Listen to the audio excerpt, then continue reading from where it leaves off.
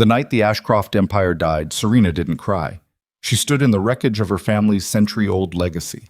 Lawyers screaming numbers she couldn't afford, her mother's portrait tilting on the wall, whiskey barrels worth nothing against a debt that had appeared from nowhere. And she felt something worse than grief. She felt the floor disappear beneath her feet. Then the door opened, and the men who walked through it didn't carry briefcases. They carried the kind of silence that meant someone far more powerful had already decided what happened next. To Serena Ashcroft, to her body, to her life.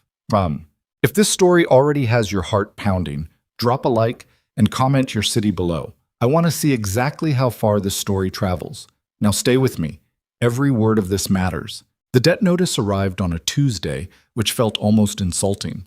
Serena had always thought catastrophe deserved better timing than a Tuesday. Maybe a storm, maybe a collapsed bridge, some spectacle to announce that your entire world was being ripped open. Instead, it came in a manila envelope with a government seal and her name typed in courier font, and it landed on the kitchen counter beside a cold cup of coffee while rain fell gray and thin outside the Ashcroft estate's north-facing windows. She read it 3 times before her legs gave. $240 million. That was the number on the document. Not a typo, not a misplaced decimal.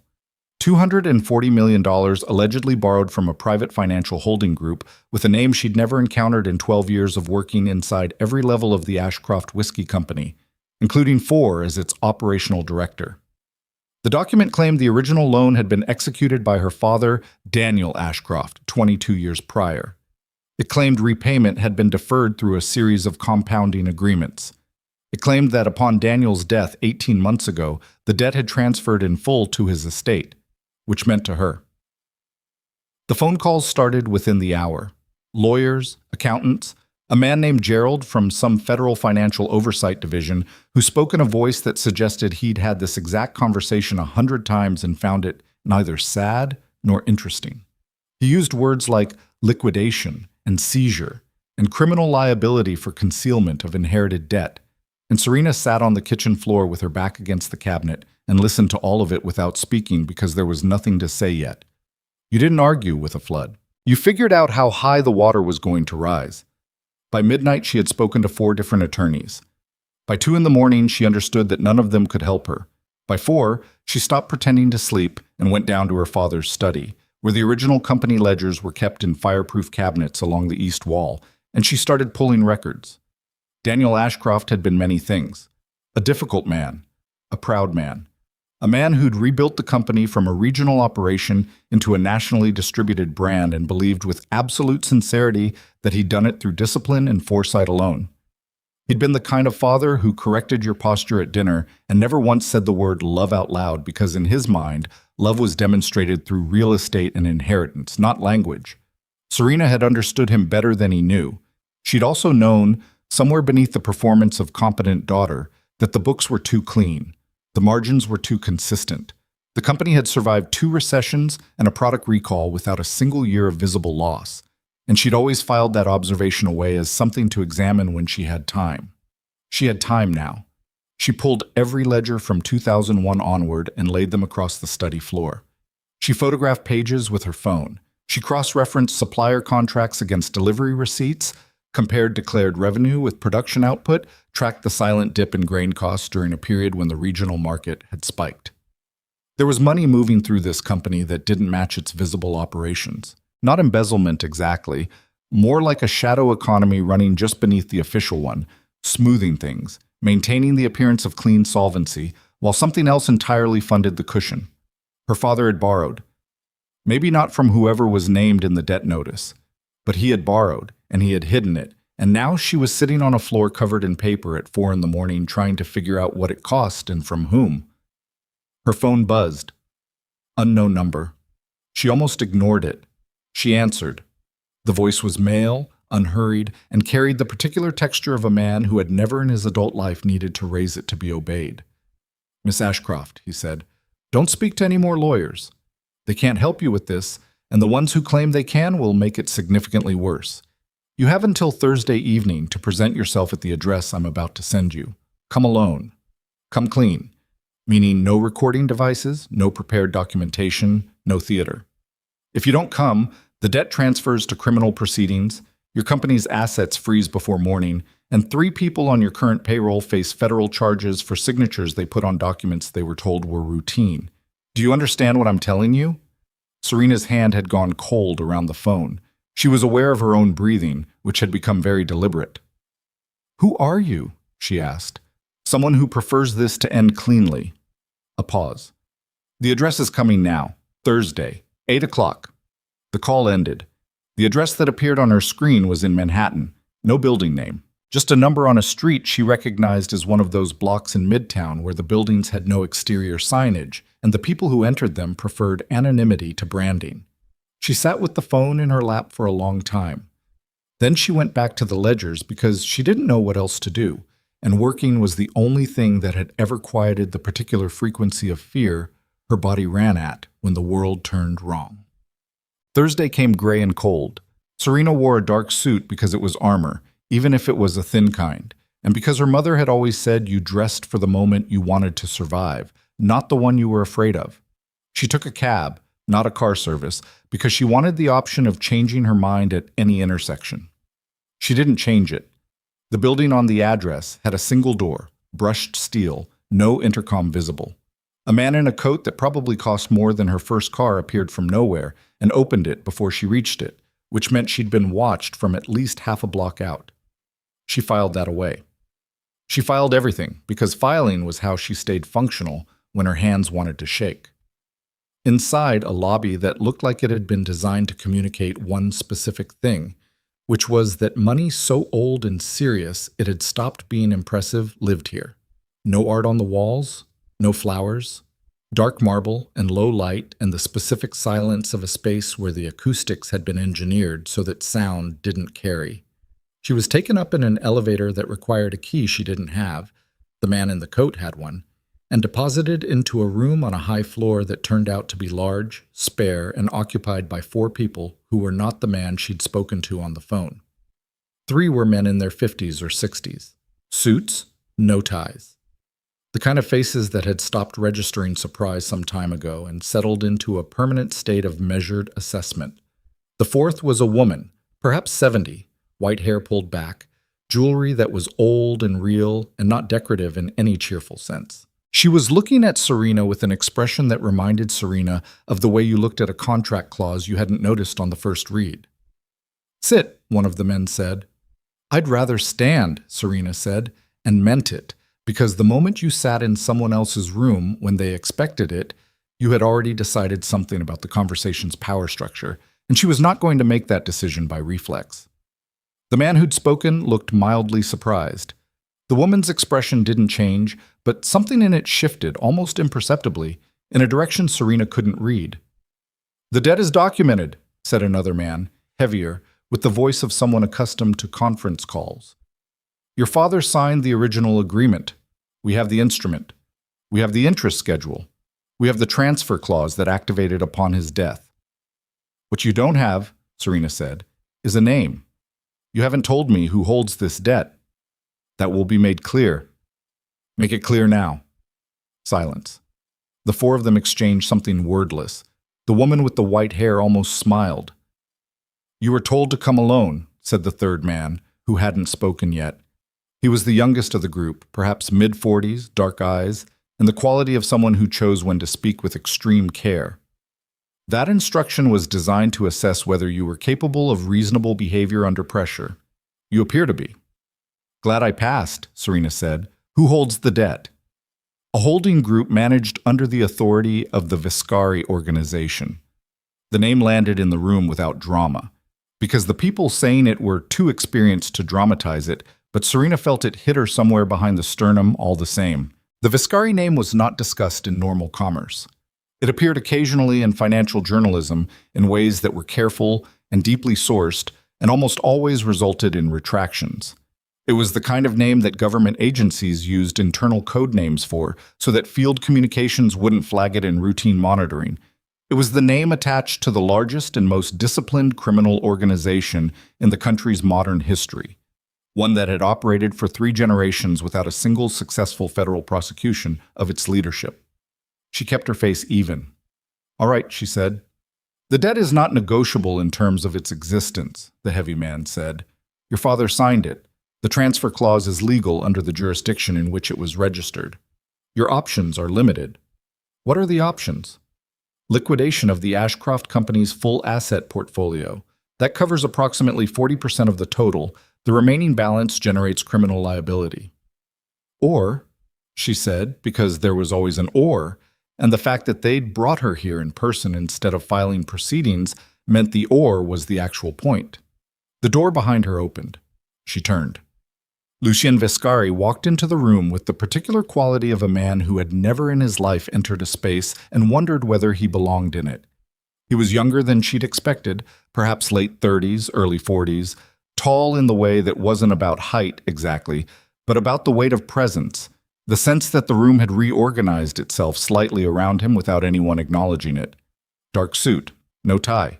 A face that was not handsome in any conventional or soft sense but was striking in the way that a correctly engineered blade was striking.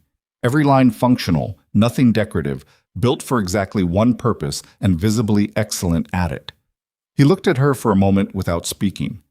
She looked back because she had decided in the elevator that she was not going to lower her eyes for anyone in this building regardless of what it cost her, and so far it hadn't cost her anything visible.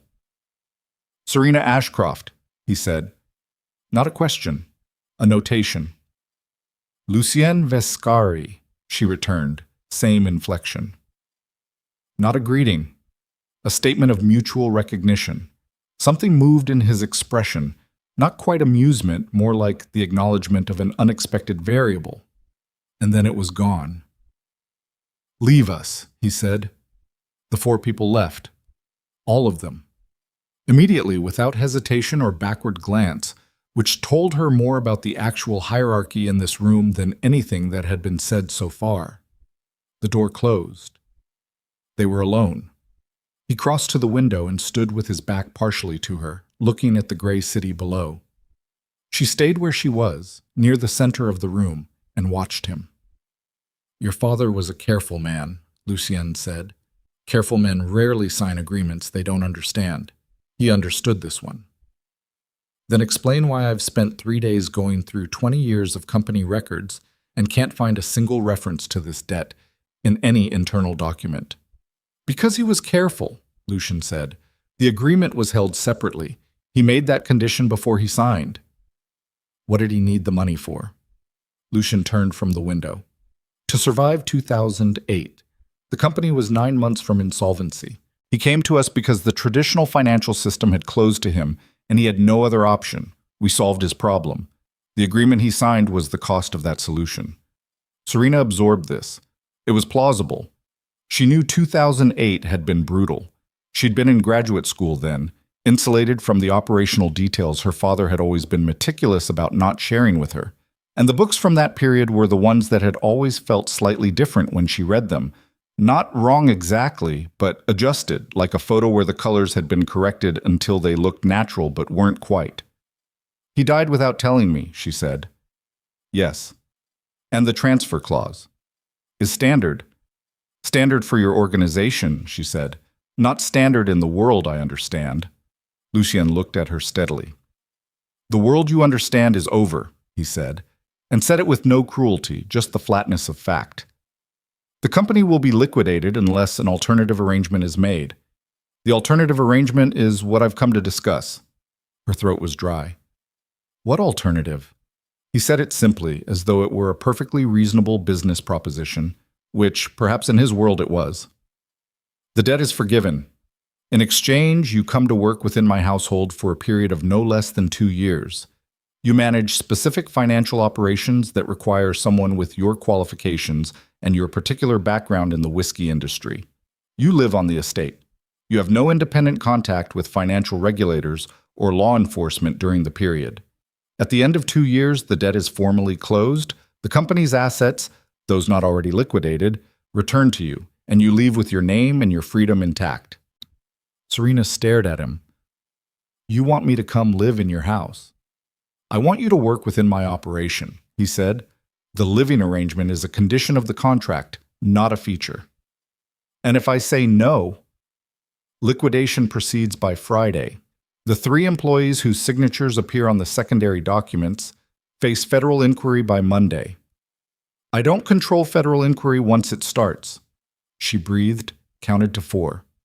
Let the breath out. You're telling me I don't have a choice. I'm telling you the choices are defined, he said, which is not the same thing. She looked at him for a long time. His expression remained entirely patient, which was somehow more unsettling than impatience would have been, because it meant this conversation could go on for as long as she needed without costing him anything. 2 years, she said. 2 years. And the 3 employees are left entirely alone. I want that in writing. He didn't react. You'll have it. She looked out the window at the city below, gray and enormous and indifferent, and thought about her mother, who was 71 and had never once understood what actually kept the company solvent, and who lived in the estate guest house and tended to a garden and believed her husband had been a principled man. She thought about the 340 people who worked in the distilleries and the distribution network, most of whom had worked there for longer than Serena had been alive. She thought about what happened to all of it if she said no. I need to arrange things, she said. I need a week. You have 48 hours. She turned back to him. That's not enough time. It's what exists, he said, and there was a finality in it that wasn't theatrical, just structural, the way a cliff edge was final. The agreement I'm offering you is more than generous given what the law permits us to require. I suggest you use the 48 hours efficiently. She almost said something sharp. She pulled it back. I want to know one thing, she said. He waited. Why me specifically? You could have sent lawyers and taken the company apart without any of this.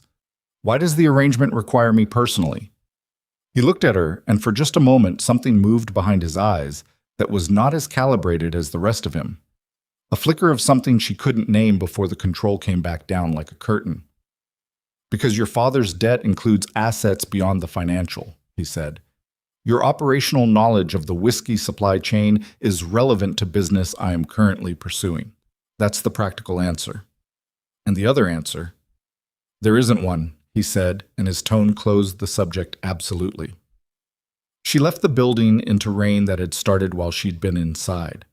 She stood on the pavement for a moment with people moving around her in all directions, nobody looking at anybody, the city performing its daily ritual of determined mutual invisibility, and she understood that her life as she had known it had just ended on a Thursday afternoon while the rain came down and nobody noticed. She went home. She called no one. She pulled out her laptop and started making a list of what needed to be handled in 48 hours. Because lists were the only thing she trusted when everything else had turned to shifting ground, and she worked through the night with coffee she didn't taste and eyes that burned by 3 a.m. and the particular clarity that arrives when shock has burned through, and what's left is just the work. 2 days later, she was driven to the Viscari estate in a car she hadn't called.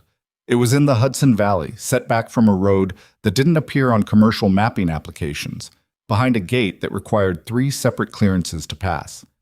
The property was enormous in the way that old money was enormous. Not ostentatious, just vast.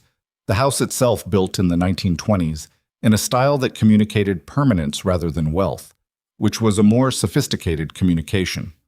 Stone, dark timber, grounds that extended in all directions into managed woodland and manicured distance. She was shown to a room on the 2nd floor. It was clean and cold and had a window that looked onto a garden nobody appeared to use. There were no locks she couldn't operate from inside, which she tested immediately. There was a desk, a wardrobe, a bathroom. It was the room of a guest who was expected to remain. A woman named Claudette brought her dinner on a tray without making eye contact and left without speaking, which established the social register immediately. Serena ate standing at the window, looking at the garden. Then she unpacked her 2 bags with precise efficiency and sat at the desk and wrote down, from memory, every detail she'd absorbed in the past 48 hours of financial preparation because she'd learned young that memory was the only storage device nobody could seize.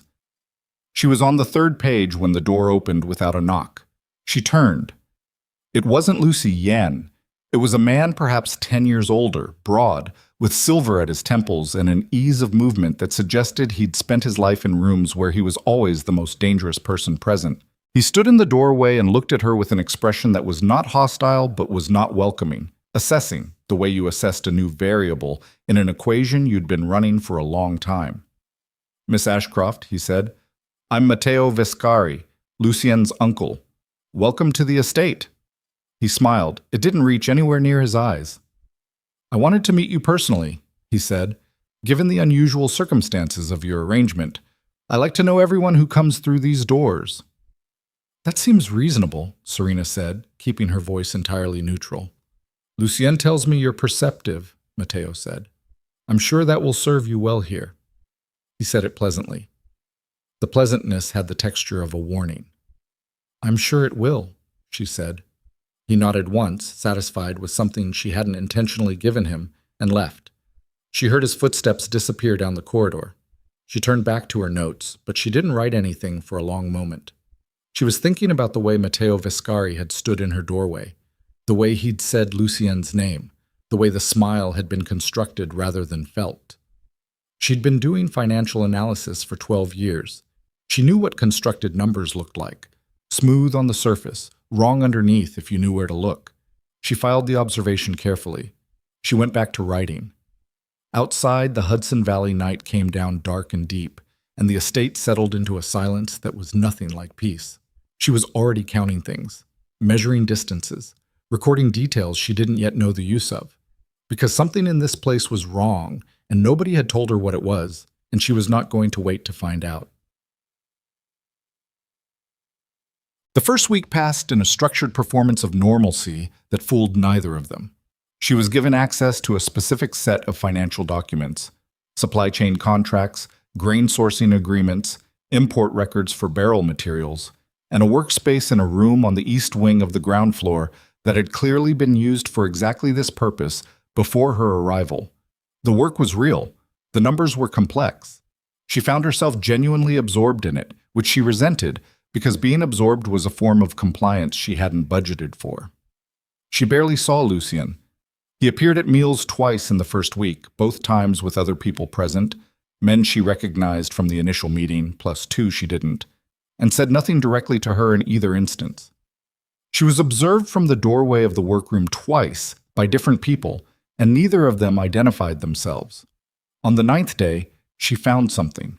It was in a secondary ledger, a reconciliation document for a subsidiary supply company that sourced cooperage materials from 3 states in the Midwest. The numbers were clean. Almost too clean, except for a single line item in the October column where the purchase volume didn't match the delivery records in the primary ledger she'd been cross-referencing. The discrepancy was small, $43,000.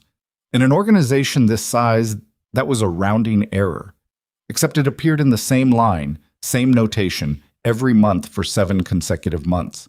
And the delivery destination that should have corresponded to those line items didn't appear in any outbound shipping record she had access to.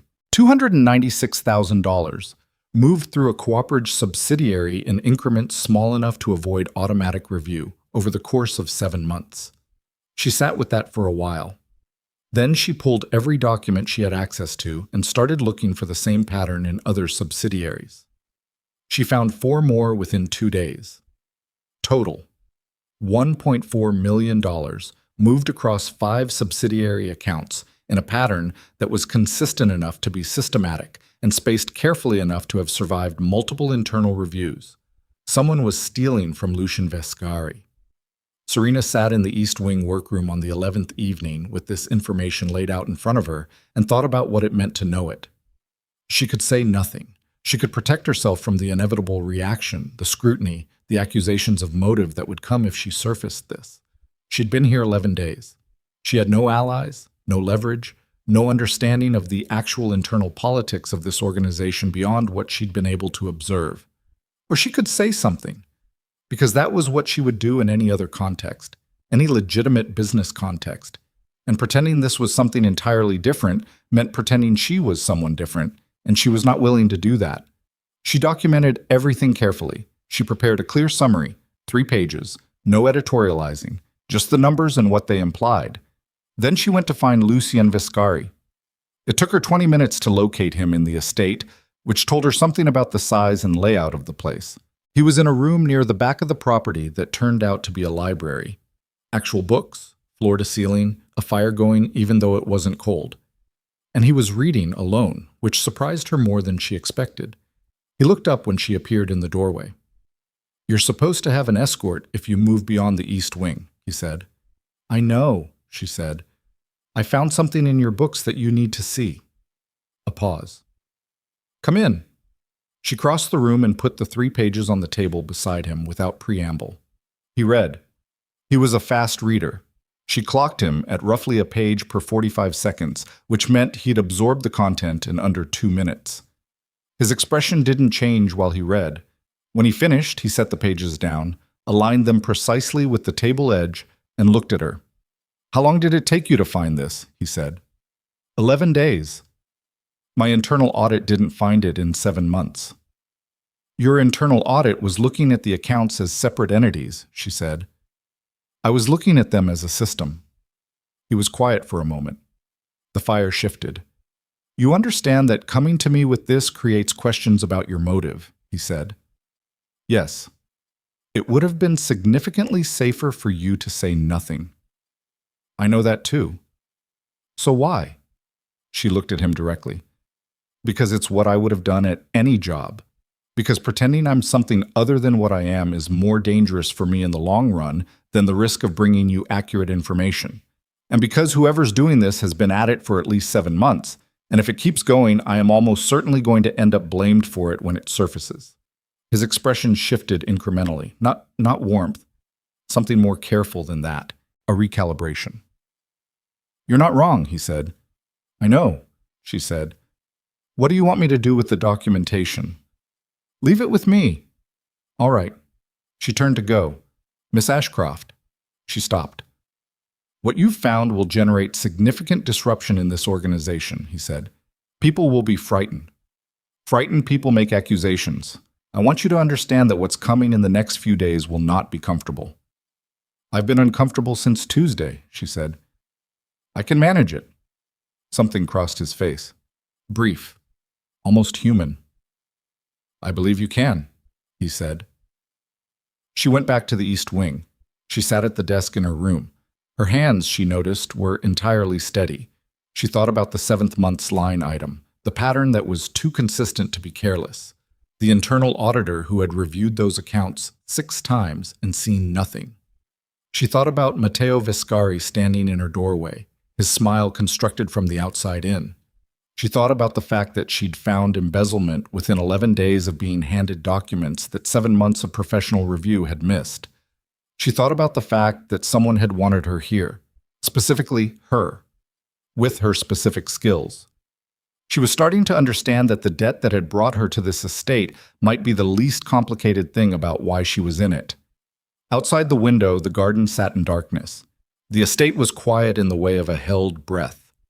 Somewhere deeper in the house, she was certain, Lucien Viscari was sitting with her 3 pages and beginning to understand that the woman his organization had claimed as payment for a fabricated debt was capable of things he hadn't fully accounted for. And someone else in this building, someone who smiled at her from doorways with eyes like closed doors, was beginning to understand the same thing, and that someone was afraid.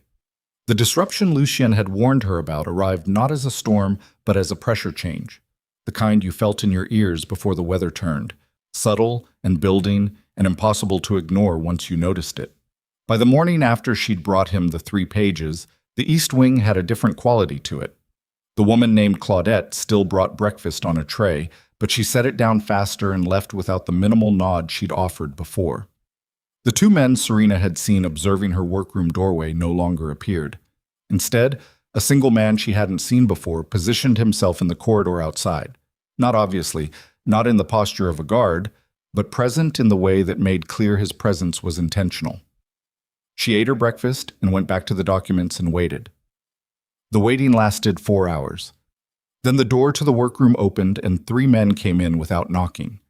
She recognized one from the initial Manhattan meeting, the heavy man with the conference call voice, whose name she'd since learned was Dorian Fetch, the organization's primary financial controller.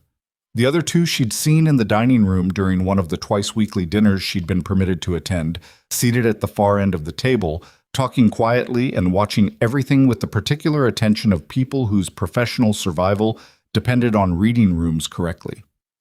Dorian Fetch stood across the work table from her and looked at the documents spread in front of her like a man deciding whether to be offended by them. "You went to Lucien directly," he said. It wasn't a question. "I did," she said, "without bringing the findings to me first." "You're the financial controller," she said. "The pattern spans 7 months. Your auditors had those accounts." The silence that followed was the wrong kind. Not thoughtful, not processing, but the silence of a man recalculating something fast. "What you found could have multiple explanations," Fetch said. "The explanations would need to account for 5 separate subsidiary accounts using the same routing interval and the same notation anomaly," she said. "I'd be interested in hearing them." One of the other 2 men, the one on the left with a jaw like a shelf and the eyes of someone who'd learned English as a second language and still thought in whatever came before it, said something quiet to the other in a voice too low for her to catch. The other one, younger, with a narrow face and the kind of stillness that wasn't calm but was controlled, looked at her with an expression she identified immediately as hostile and covering something underneath the hostility that was much more useful to know about. Fear. "You've been here 11 days, Fetch said. "Yes. And in 11 days you located a discrepancy that internal review missed for 7 months. "I was looking at the system rather than the accounts individually," she said, which was true, and also not the whole answer, because the whole answer included the fact that she'd been looking for something wrong from the moment she arrived, because something about this place had felt architecturally wrong from the first hour, and she'd been using the financial documents as a map to locate the wrongness rather than treating them as the subject. "Mr. Viscari has ordered a full suspension of the subsidiary accounts pending review," Fetch said. "That affects operational capacity across 3 active projects." "I understand that. People's livelihoods are affected." "People's livelihoods were being affected before I said anything," she said. "Someone was taking from the operating budget. That affects every person paid from it." Fetch looked at her for a long moment. His face had the quality of a man deciding how to file something, not reacting to it. That was, she thought, more dangerous than anger would have been. "You should be careful," he said, "about how comfortable you become in this house." He left. The 2 men followed him. The door didn't slam. It closed with the precise softness of someone maintaining control they wanted you to notice. She turned back to her documents. Her hands were not shaking. She made note of that, the way she made note of everything that might be relevant later. That is, Lucien called her to the library that evening. He was standing this time, not reading, positioned near the window with a glass he wasn't drinking from, and when she came in, he turned and looked at her with an expression that was harder to read than anything she'd encountered from him so far. "Fetch came to see you," he said. "Yes." "What did he say?" "That I should be careful about how comfortable I become here." Something moved in Lucien's jaw. Not anger exactly, more like the tightening of a decision. "The accounts have been suspended," he said. "The pattern you identified has been replicated by my own analysts. You were correct about the 5 subsidiaries. There are 2 more you didn't have access to documents for that show the same signature." 7, she said. 7, he confirmed. "Over 8 months, not 7. Total displacement approximately 2.2 million. She absorbed that. "Do you know who?" "I have a direction," he said, which wasn't an answer. "What happens to me while you're looking in that direction?" she said. He set the glass down. "What do you mean?" "Fetch is your financial controller. Whatever I found in his domain. He's frightened, which means he's going to want to move the attention somewhere. I'm the obvious candidate. I'm new, I have no credibility inside the organization, and producing me as the source of the problem is cleaner than producing himself." Lucien looked at her steadily. "You think Dorian Fetch is the source?" "I think it's possible. I also think it's possible he's not, and he's still frightened because he missed it, and his position is now exposed. Either way, I'm the most convenient person to blame." "I won't allow that." "With respect," she said, "what you allow and what happens aren't always the same thing. You told me yourself that frightened people make accusations. I want to know what my actual position is while this plays out." He was quiet for long enough that the fire had time to shift and resettle.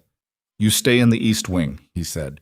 "You continue working. You do not discuss what you found with anyone who comes to ask you about it. If anyone pressures you, you come to me directly. And if I can't get to you directly, you'll be able to." "How?"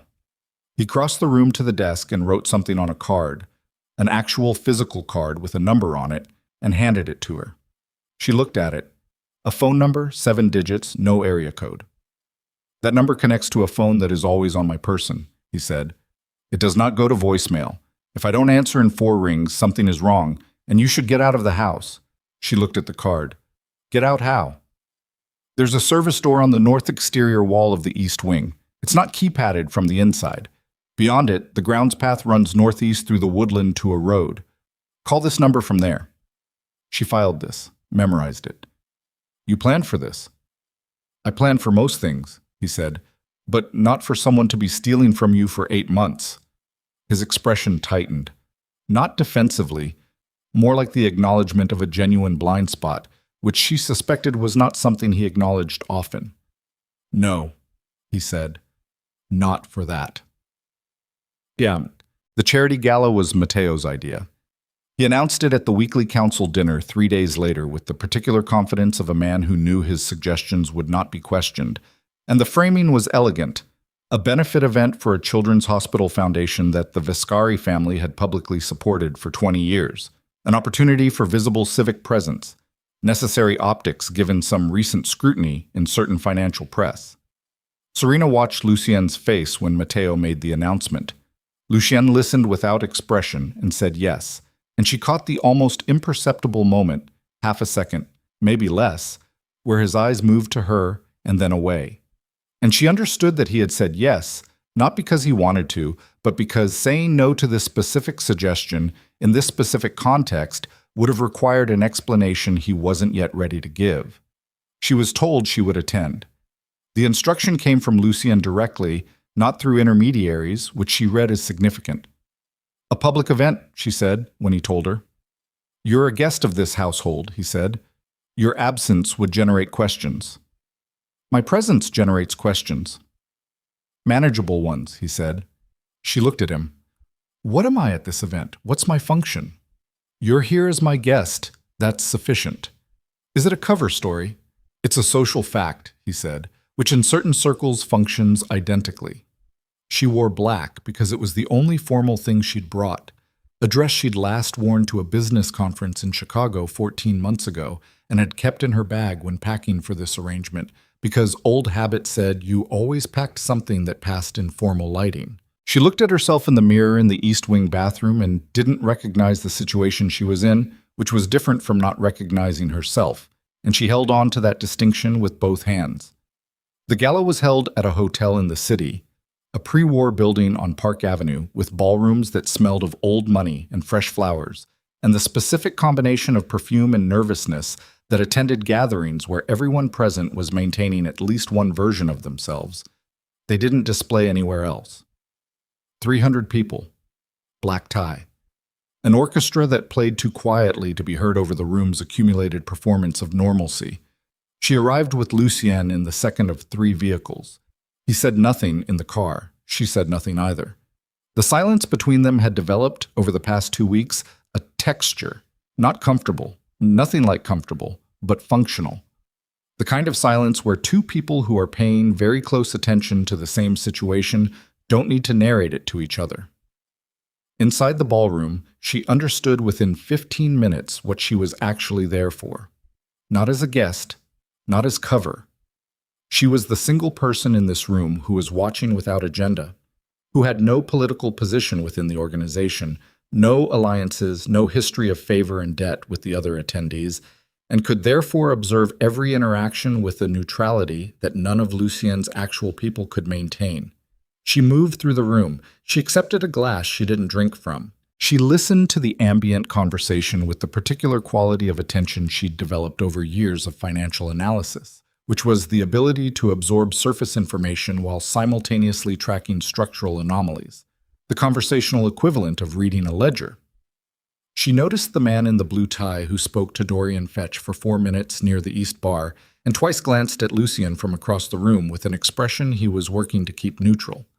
She noticed the woman in the gray gown who was introduced to Matteo Viscari near the entrance, shook his hand, and then spent the next half hour not looking at him at all, in the careful way of someone working hard not to indicate they knew each other. She noticed the two men near the rear service corridor who were not waitstaff. Their shoes were wrong, and their posture was wrong, and they hadn't collected a single empty glass in the 40 minutes she'd been watching. She was working her way toward Lucien to say this when the first shot was fired. It was loud in the way that sounds are loud when they arrive where sound is not expected. Not the loudest thing she'd ever heard physically, but seismic in its wrongness, splitting the organized noise of the room into a single flat second of silence before everything became chaos. People dropped. People ran. The orchestra stopped mid-phrase. Someone screamed from the direction of the East Bar. Serena didn't run. She dropped to one knee, which was instinct, and looked for Lucien. He was 8 feet from her, already moving, not away from the sound but toward it, which was either courage or training or some combination that in this context looked exactly the same. She registered the second man emerging from the service corridor, registered the angle of his arm, registered that she was closer to Lucien than the shooter was, and between them in a line that was about to matter enormously. She moved. She hit Lucien from the left, a full-body impact that drove them both sideways into the nearest table, and she heard the shot and felt the air of it, and then felt a sharp burning line across her left arm that was either the shot or the table edge, and in the moment couldn't tell which. They hit the floor together. He was over her in the next instant, which reversed the thing she'd tried to do, and his hand was on her arm where the burning was, and his face was 6 inches from hers, and his expression was the most unguarded thing she'd seen from him. Not fear, not exactly, but the look of a man who had just lost control of something he'd believed was controlled. "I'm fine," she said, though she didn't know if that was entirely true yet. "You're bleeding," he said. "The table edge," she said, though she still wasn't certain. "The shooter." "They're down," he said. "Stay." "There were 2, she said. "Service corridor. One came in from the corridor. There's another who—" He was already moving, already speaking into something at his collar, already functioning again, the unguarded thing locked back behind the door it had briefly come through. She sat up and pressed her hand to her arm and felt the pain clarify itself as surface. A graze, the actual bullet, not the table, which meant it was real, and it was also manageable, and she was going to need stitches, but not significantly more than that. The ballroom had mostly emptied. The remaining people were staff and Viscari personnel, and the blue tie man she'd noticed near Fetch, who was sitting in a chair near the East Bar with his hands flat on his knees, in the posture of someone who had decided that cooperative stillness was his best available option. Lucien's people brought both shooters to the floor within the following minutes. She didn't watch that part. She sat at a table and held her arm and looked at the abandoned glasses and the overturned centerpiece and thought clearly and methodically about the two men's shoes and what it meant that she'd noticed them and what it meant that she'd been right. Lucien came back to her. His jacket sleeve was dark. Not her blood, different placement.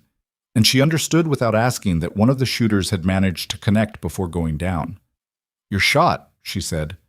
"Caught it in the shoulder," he said, dismissive in a way that she recognized as genuine rather than performed. "Yours is worse than you're admitting. It's a graze. You need it looked at. You need your shoulder looked at," she said. "Which of us is actually running this conversation?" He looked at her for a second, and there was something in it that was almost the thing that had shown on his face when they'd hit the floor together. Then he sat down across from her and called someone on the phone at his collar. And in the 53 minutes that followed while the medical team arrived and the room was processed and the blue tie man was removed to somewhere she didn't see, she sat across from Lucien Viscari in a wrecked ballroom while a person who was either a doctor or very nearly one cleaned and dressed the graze on her arm, and she thought about the 2 dead shooters and what it meant that they were dead. Dead men couldn't be asked who hired them. She thought about that hard. Mom. The ride back to the estate was not quiet, not the functional silence of before. This was a different quality, compressed, pressurized, The sound of multiple people in the same vehicle saying nothing because the things that needed to be said were not going to be said in this vehicle. Lucian sat with his shoulder dressed and his jaw set and his eyes forward.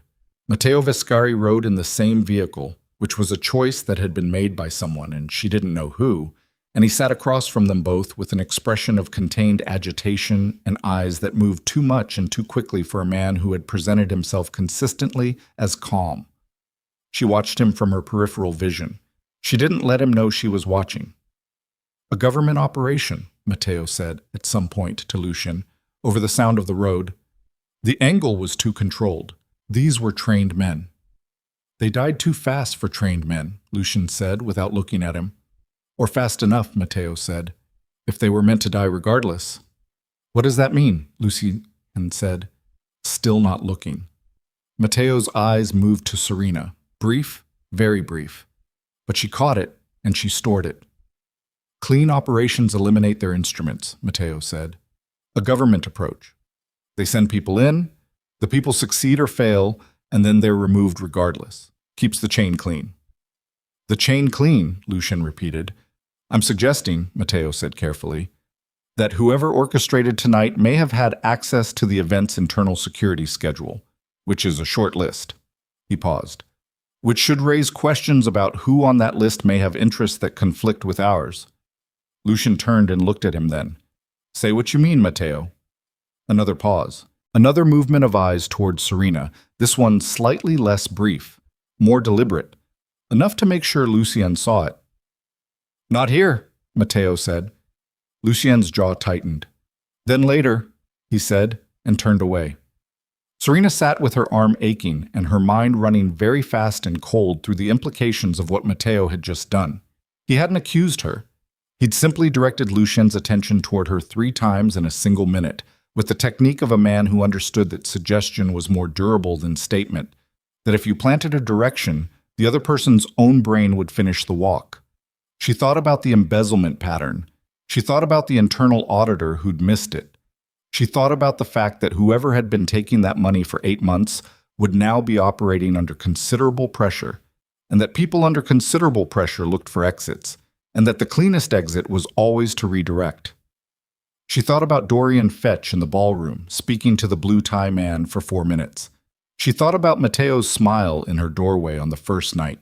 She thought about her father, who had signed a document 22 years ago, or who had allegedly signed a document because she still had not seen the original instrument, only the debt notice that referenced it, and she had been careful not to press for it yet because pressing for documents you suspected were fabricated before you could prove they were fabricated was the kind of move that closed doors you needed to keep open.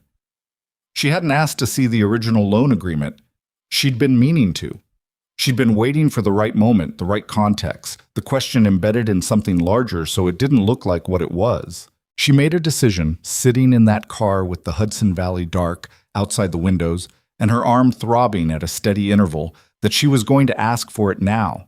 Not tonight, not in the current conditions, but soon and directly, and with the documentation she'd been quietly accumulating to ask it properly.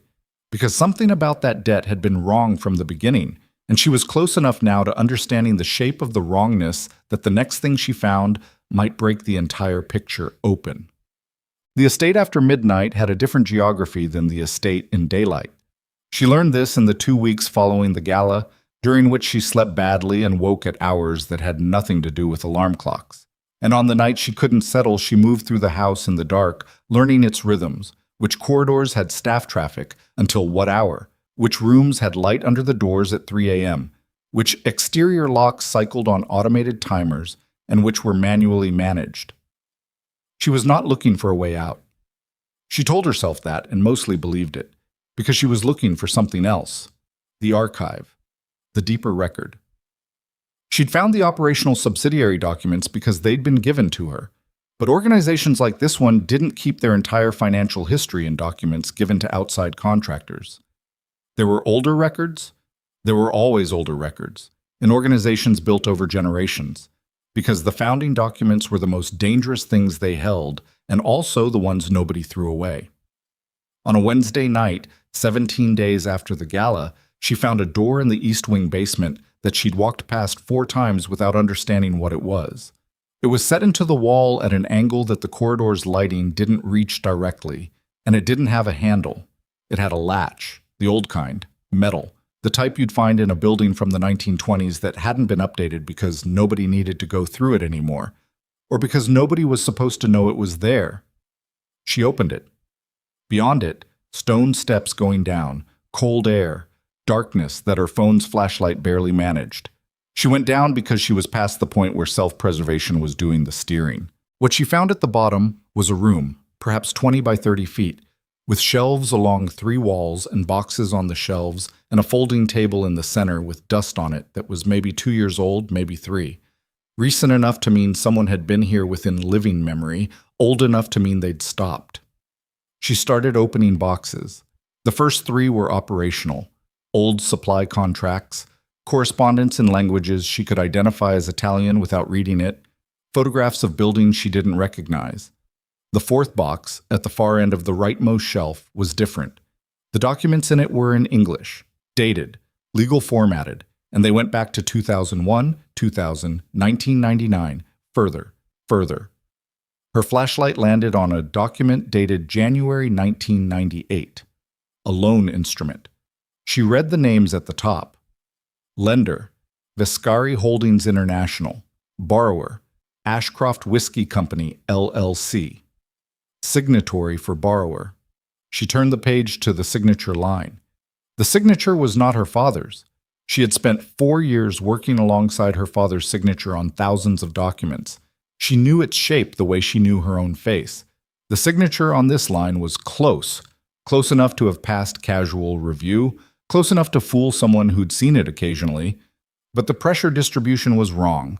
The second R in Ashcroft had the wrong lean, and the D in Daniel lifted at the end in a way her father's never had.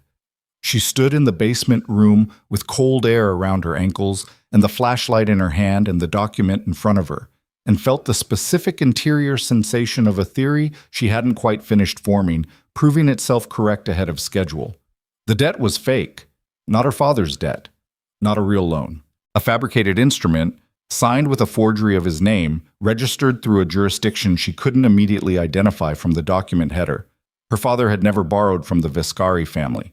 Someone had created the debt, and that someone had done it at a time when the Vescari family was run by a different man, before Lucien's rise, at a time when the person who'd have had the authority to create a fake loan instrument through Vescari Holdings International would have been whoever controlled the organization's financial apparatus in 1998. She turned the flashlight off and sat down on the cold floor in the dark and did the arithmetic in her head. Lucien was approximately 40. In 1998, he would have been in his early teens. He had not been running anything in 1998. Someone else had. And that someone else had forged a debt attaching her family to this organization 20-some years before Lucien collected on it. The question that sat on top of that like a stone was whether Lucien knew. And beneath that question, heavier and colder, was the question of what the debt had actually been designed to deliver. Because it hadn't been designed to deliver money. Her father hadn't been particularly vulnerable in 1998. The company had been solvent. There was no crisis for a loan to solve. The debt had been designed to deliver something else. Possibly her. Possibly a document. Possibly something her family held without knowing they held it. She was still sitting on the floor working through the shape of it when she heard footsteps on the stairs. She pressed herself back against the shelf in the dark, flashlight off, breathing quiet, and waited. The footsteps stopped at the bottom of the stairs. A light came on, a standing lamp someone had known about and she hadn't found, and the room filled with pale yellow light, and she saw who was standing in it. Matteo Vescari. He was looking directly at the box she'd been going through, which was still open on the shelf, the document slightly disturbed from her handling. His face, in the yellow light, was not the controlled face from the dining room or the doorway or the car. It was the face of a man who had been running a very long calculation and had just found an error in it that changed the outcome. He hadn't seen her yet. She was behind the shelf, in the shadow. She had approximately 4 seconds before he did. She put her hand in her jacket pocket and found the card Lucien had given her, and her phone, and she did not move and did not breathe and kept her eyes on Matteo Vescari while her thumb found the number by memory in the dark and pressed the call button. 1 ring, 2, She counted them in her chest rather than her ears because she was not breathing loudly enough to count anything externally. Matteo crossed to the shelf. His hand went to the open box. He lifted the loan document, the one with her father's forged signature, and looked at it for a long moment, with the expression of a man confirming something he'd feared rather than discovering something new. He knew it existed. He'd known all along. 3 rings. Matteo turned the document over, set it down, reached deeper into the box and pulled out a second document she hadn't gotten to yet. Older, folded differently, the paper a darker cream. And when he opened it, his entire body changed. The controlled stillness replaced by something tighter and more animal. The posture of a man who has found the thing he has been afraid of finding for a very long time. 4 rings. "I see it," Lucien's voice said in her ear, quiet and immediate. "Don't move. Don't speak. I'm 2 minutes out." She didn't move. She didn't speak. She watched Matteo Viscari stand in the yellow light with the document in his hands and understood, with a cold and absolute clarity, that whatever was written on that second page was the reason her family had been destroyed, the reason the debt had been manufactured, the reason she was standing in a basement in the dark with her heart hammering at a rate that was going to leave a bruise she'd feel for days. Matteo folded the document carefully and put it in his jacket. Then he picked up the loan instrument, the forged one, the one with her father's false signature, and put that in his jacket too. He was going to take them, both of them. And whatever evidence existed in this room of what he'd done 20-some years ago was going to disappear into his jacket and then into wherever men like him made things disappear permanently. Serena looked at the open box, at the remaining documents inside it, at the distance between her position and the shelf. She made a decision that her brain registered as almost certainly inadvisable, and her body made anyway. She stepped out of the shadow, reached past Matteo's arm, and took the remaining documents from the box in one motion, pulling them against her chest. Matteo spun. His face, when he saw her, went through 3 expressions in under a second. Shock, calculation, and then something that settled into a coldness so complete it stopped resembling a human expression at all. "Put those down," he said. "No," she said. They stood in the yellow light looking at each other, and the footsteps on the stairs above them were either Lucien arriving or something that was about to make everything significantly worse. And Serena held the documents against her chest and did not move and did not look away, because she had come too far into the truth of this to give any of it back now. The footsteps on the stairs were Lucien's. She knew it before she saw him because of the pace, unhurried, deliberate, the footfall of a man who had decided how the next 60 seconds were going to go before he descended the first step. He came into the yellow light with his jacket still on from wherever he'd been in the house at this hour, and he took in the room in the way she'd come to recognize as characteristic of him. A single sweep, everything registered, nothing performed. His eyes moved from her to Matteo, to the documents against her chest, to the open box on the shelf, to his uncle's jacket, where the shape of folded papers was visible against the fabric. Nobody spoke for a moment. Then Lucien said, "Matteo." And the single word had the quality of a door closing on something that had been open for a very long time. Matteo turned to face him fully. And here was the thing that Serena registered and stored with the precise attention she'd been giving everything for the past 3 weeks. Matteo was not surprised. He was caught, which was different. Surprise opened the face outward. Being caught closed it inward, tightened it, rerouted every available resource toward management rather than reaction. Matteo's face did the second thing with the fluency of long practice. "She was down here going through the archive," Matteo said. His voice was even. "I heard movement and came to check." "At 2 in the morning, Lucien said. "I sleep poorly." "You've slept poorly for 40 years, Lucien said. "You've mentioned it regularly. Sit down, Matteo." "Lucien, sit down."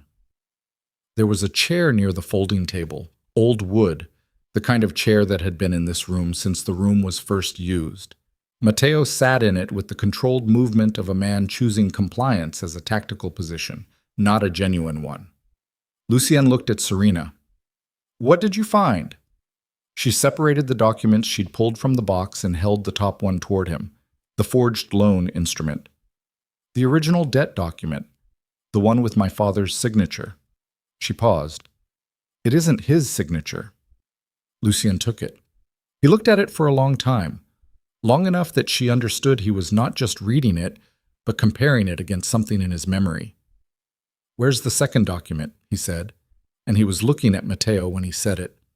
Matteo said nothing. The document you put in your jacket, Lucien said. Take it out. A pause that lasted exactly long enough to communicate that Matteo was deciding whether there was any remaining play available, and arriving at the conclusion that there wasn't. He reached into his jacket and produced both documents, the forged instrument and the older folded page, and set them on the folding table. Lucien picked up the older one. Serena watched his face while he read it. She watched the particular quality of stillness that came over him, the kind that wasn't calm but was the immediate physical response to something that reorganized the ground beneath you, the body's instinct to stop moving when the floor might not hold. He read it twice. Then he set it down. How long? He said to Matteo. His voice had changed, not louder, quieter, which was worse. Lucien. Matteo's voice had changed too, had developed the texture of a man reaching for an argument he'd prepared but never expected to actually need. What you're reading requires context. The situation in 2001 was, how long have you known that document existed? That's not the relevant question. It's the only question I'm asking right now. How long? Matteo looked at him for a moment with something that might, in a different face, have been grief. Since the beginning, he said. Since before the beginning. Lucien picked up the document again and held it out toward Serena without looking away from Matteo. Read it, he said to her. She took it. She read it. It took her 40 seconds. She read it twice, the second time slower, because the first time her brain had moved through it too fast, and she needed the second pass to make the content stay still long enough to be real. It was a confession. Handwritten, dated October 2001, signed at the bottom in a signature she didn't recognize. The author described, in the particular careful language of a man documenting something he knew would outlive him, the events of a meeting in March of that year, a meeting at which Matteo Vescari had presented fabricated financial evidence to the Vescari family council, evidence designed to demonstrate that the current head of the organization, a man named Carlo Vescari, had been conducting unauthorized negotiations with federal authorities. The fabricated evidence had been accepted. Carlo Vescari had been removed from his position by the council's vote and had died 6 weeks later in what the official record described as a cardiac event. Carlo Vescari, Lucien's father. The confession named Matteo as the architect of both the fabricated evidence and the arrangement that had followed Carlo's death, an arrangement which had included the creation of several false debt instruments binding outside parties to the organization, instruments that would serve as both financial leverage and personal insurance if the fabricated evidence was ever questioned. One of those instruments was the Ashcroft debt. The author of the confession was the internal auditor who had certified the fabricated financial evidence in 2001. He had kept this document apparently as his own insurance. The document had ended up in this archive, in this box. Through some chain of custody she couldn't reconstruct from the text alone. She finished reading. She looked at Lucien. His back was to her now.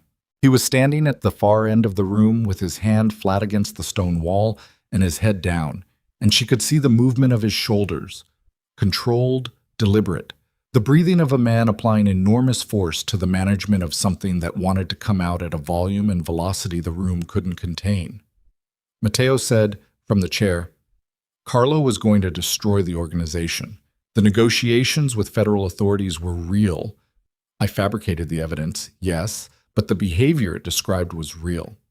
He was going to trade 30 years of family operation for personal immunity. Everything we built. Shut up, Lucien said. Quiet. Absolute. Matteo shut up. The silence lasted long enough to become its own kind of sound. Then Lucien turned around and his face was arranged. That was the only word for it. Arranged, the way you arrange something broken into a shape that could still function. The underlying fracture visible only if you knew where to look. She knew where to look. She'd been looking at his face for 3 weeks. The Ashcroft debt, he said. My father didn't create it. No, Matteo said. You created it. Yes. To bind the Ashcroft family to this organization. Matteo's eyes moved to Serena. The Ashcroft family was in possession of documents that could corroborate the original confession. Daniel Ashcroft had been Carlo's accountant during the period in question. He had records. We didn't know what specifically, but we knew he had something. The floor moved under Serena's feet. Not literally, but the sensation was physical. The specific vertigo of a shape revealing itself all at once when you'd only been seeing its edges. My father, she said. My father worked for Carlo Vescari. As an external financial consultant, Matteo said, for 3 years. He left the engagement in early 2002. By then the debt instrument was already in place, insurance that if he ever surfaced what he had, there was a mechanism to bring him back under control. He never surfaced anything, she said. He never said a word. No, Matteo said. He was a careful man. He said it without irony, which was somehow worse than if he'd meant it cruelly. So the debt was never about money, she said. It was about keeping my family quiet. And when my father died, the instrument transferred, which created a problem because we didn't know what you knew, whether Daniel had told you anything, what documentation you might have inherited without being aware of its significance. He paused. Lucienne was the one who decided the cleanest solution was to bring you inside. She turned to look at Lucien. He was already looking at her. His expression told her nothing about what he was about to say, which meant he knew what he was about to say was going to cost him something. You knew, she said. Not an accusation yet, a test. I knew the debt had been created to control your father, he said. I didn't know why. I didn't know about my father's death. I was told the debt was legitimate. I was told bringing you here was a precaution to ensure the instrument didn't generate outside scrutiny. He stopped. I believed what I was told. You believed what he told you, she said, and looked at Matteo. Matteo sat in the chair with his hands folded in his lap and said nothing. The shooting at the gala, she said, and was already following the logic before she finished saying it. The 2 men weren't sent after you. Lucien's jaw tightened. No. They were sent after me. Yes. Because whoever hired them knew I was the one going through the financial records. Knew I would eventually find this. She looked at the documents on the table. Knew I was the one most likely to find the connection between the subsidiary embezzlement and the original debt instrument and trace it all the way back to 2001. The embezzlement, Lucien said, and turned to look at Matteo with an expression she hadn't seen on him before and didn't want to see directed at her. The 2.2 million. Matteo said nothing. Was that yours? Lucien said.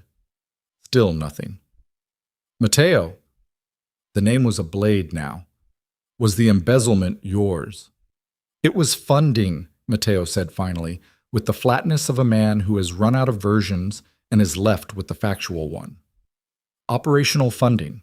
For the correction that became necessary when I realized the Ashcroft situation was developing in a direction I hadn't anticipated.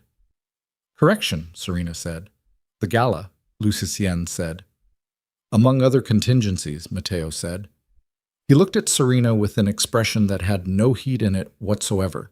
No hatred, no malice, just the terrible neutrality of someone for whom she had always been a variable rather than a person. I want you to understand that none of this is personal. Get out of that chair, Lucien said. Matteo looked at him. Get out of the chair, Lucien said again, and go to the east sitting room and wait there. Don't go anywhere else in this house. Don't make any calls. Don't speak to anyone. He paused. If you do any of those things, I will know, and the conversation we are going to have will be significantly worse than what's coming regardless. Matteo stood. He smoothed his jacket. He picked nothing up from the table, didn't try to retrieve the documents, which told her he'd made another calculation and arrived at the conclusion that the documents were no longer the primary problem. He walked to the stairs and went up them, and his footsteps faded, and the basement room became quieter than it had been. Serena stood with the confession in her hand and looked at Lucien. You need to tell me the truth, she said. All of it. Right now. I've told you. You told me what you knew. I need to know what you suspected, what you chose not to examine. She kept her voice level with effort. Because you built an entire operation on the premise that my family owed yours a debt, and you collected on that debt, and you are not a careless man. You examined things. What did you choose not to examine? He was quiet. Lucien. The instrument was clean, he said. Legally clean. The registration was legitimate, the jurisdiction was correctly established, the signature had been certified. I had it reviewed by 3 separate legal teams when I took over the organization, and the debt was on the books. All 3 said it was valid. You had it reviewed, she said, but you didn't have the signature verified against an original. A pause. No. Why not? The pause this time was longer. Because Matteo told me verification wasn't necessary, that he'd overseen the original instrument himself and could vouch for it. He looked at her directly, and I trusted him. There it was. The thing underneath the thing. Not malice, not conspiracy. Something smaller and more human and, in its way, more devastating. A man who had been raised by his uncle after his father's death, who had been guided by that uncle through every stage of his rise, who had trusted him with the particular blind trust of someone who had no other parent to put it in, and who had therefore not asked the questions that would have told him what was actually underneath his entire life. Lucien had not known. She believed that. She believed it completely, which made it more complicated rather than less. The council, she said. When Matteo said, in the car, after the gala, when he suggested I might be a government informant, that was him starting the next move. Yes. Is the council going to move against me? His expression shifted. There will be a meeting tomorrow.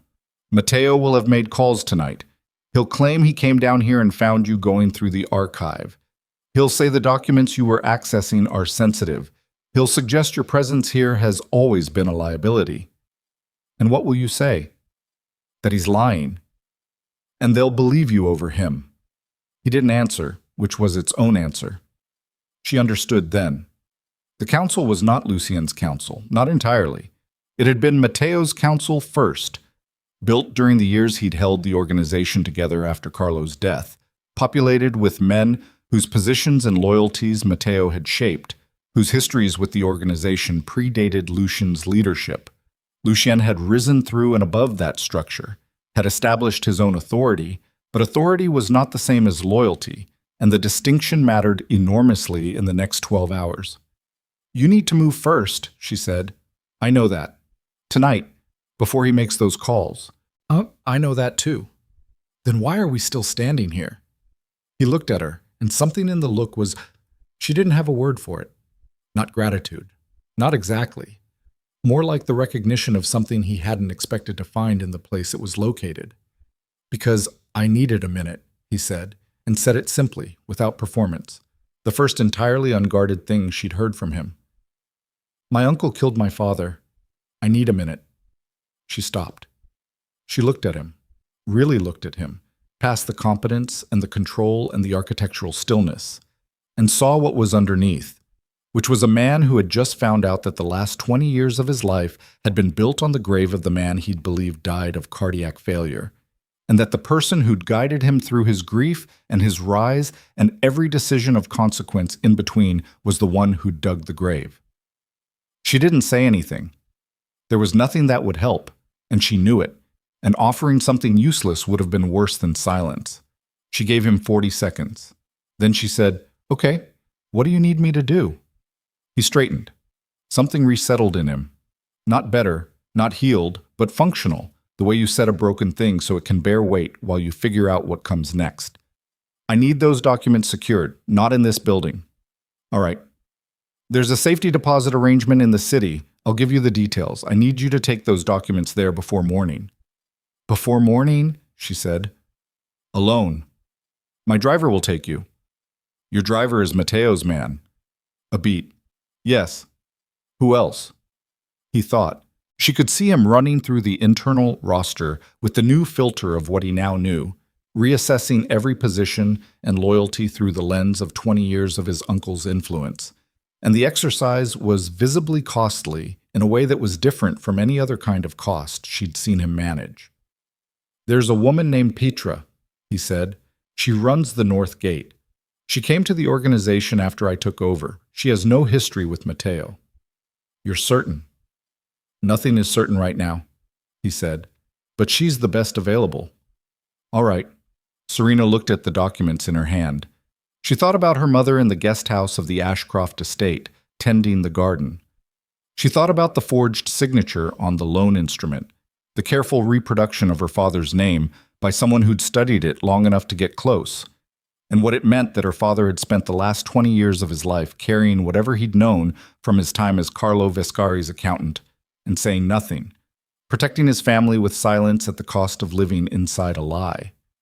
He'd been like Lucien, trusting the wrong person to define the shape of his world. She put the documents inside her jacket. "There's something else," she said. "The confession mentions that my father had records from his time working with Carlo, documents that could corroborate what the auditor wrote." "Yes." "I don't know what those documents are. I've been through every company record going back 20 years and I haven't found anything that looked like—" She stopped, because something had just surfaced from the back of her memory, something she'd filed away on the first night in her father's study without understanding its relevance. A locked box, fireproof, in the bottom drawer of the cabinet she'd already been through. A box she hadn't been able to open because she didn't have the key, and the locksmith she'd called hadn't been able to come before the 48 hours expired, and she'd had to leave. "There's a locked box in my father's study," she said, "at the estate." Lucien looked at her. "Can you access it?" "Not from here. But if you could get there—" "The key is probably on his personal key ring," she said, "which my mother has. She doesn't know what it unlocks. He never told her, but she kept everything." Lucien was quiet for a moment. Then, "The documents you're carrying need to go to the city. After that—" The explosion hit the north side of the building before he finished the sentence. Not large. Contained. The kind of contained that was deliberate, surgical, designed to disable a specific system rather than destroy a structure. The lights went out. The standing lamp flickered and died. The basement dropped into complete darkness, except for the red pulse of an emergency indicator somewhere on the stairs, and Serena felt the pressure change in her ears that meant something load-bearing had shifted above them. Lucien had her arm in the dark. "Up. Now!" They went up the stairs fast, and at the top the corridor was full of smoke that wasn't thick yet, but was moving, and somewhere in the north wing she could hear shouting and the specific quality of chaos that was organized rather than panicked, people executing a plan, not reacting to an accident. She understood what was happening before Lucien said it. "He didn't go to the east sitting room," she said. "No," Lucien said. He had his phone out, was speaking into it in clipped sentences she couldn't fully track. His hand was still on her arm, moving her forward through the smoke. "He called someone. This is the contingency." "His contingency." "He planned for exactly this," Lucien said, "in case the archive was ever found, in case the documents were ever accessed." He pulled her around a corner as two of his men appeared from the opposite direction, weapons out, faces hard. "He's been planning this for years."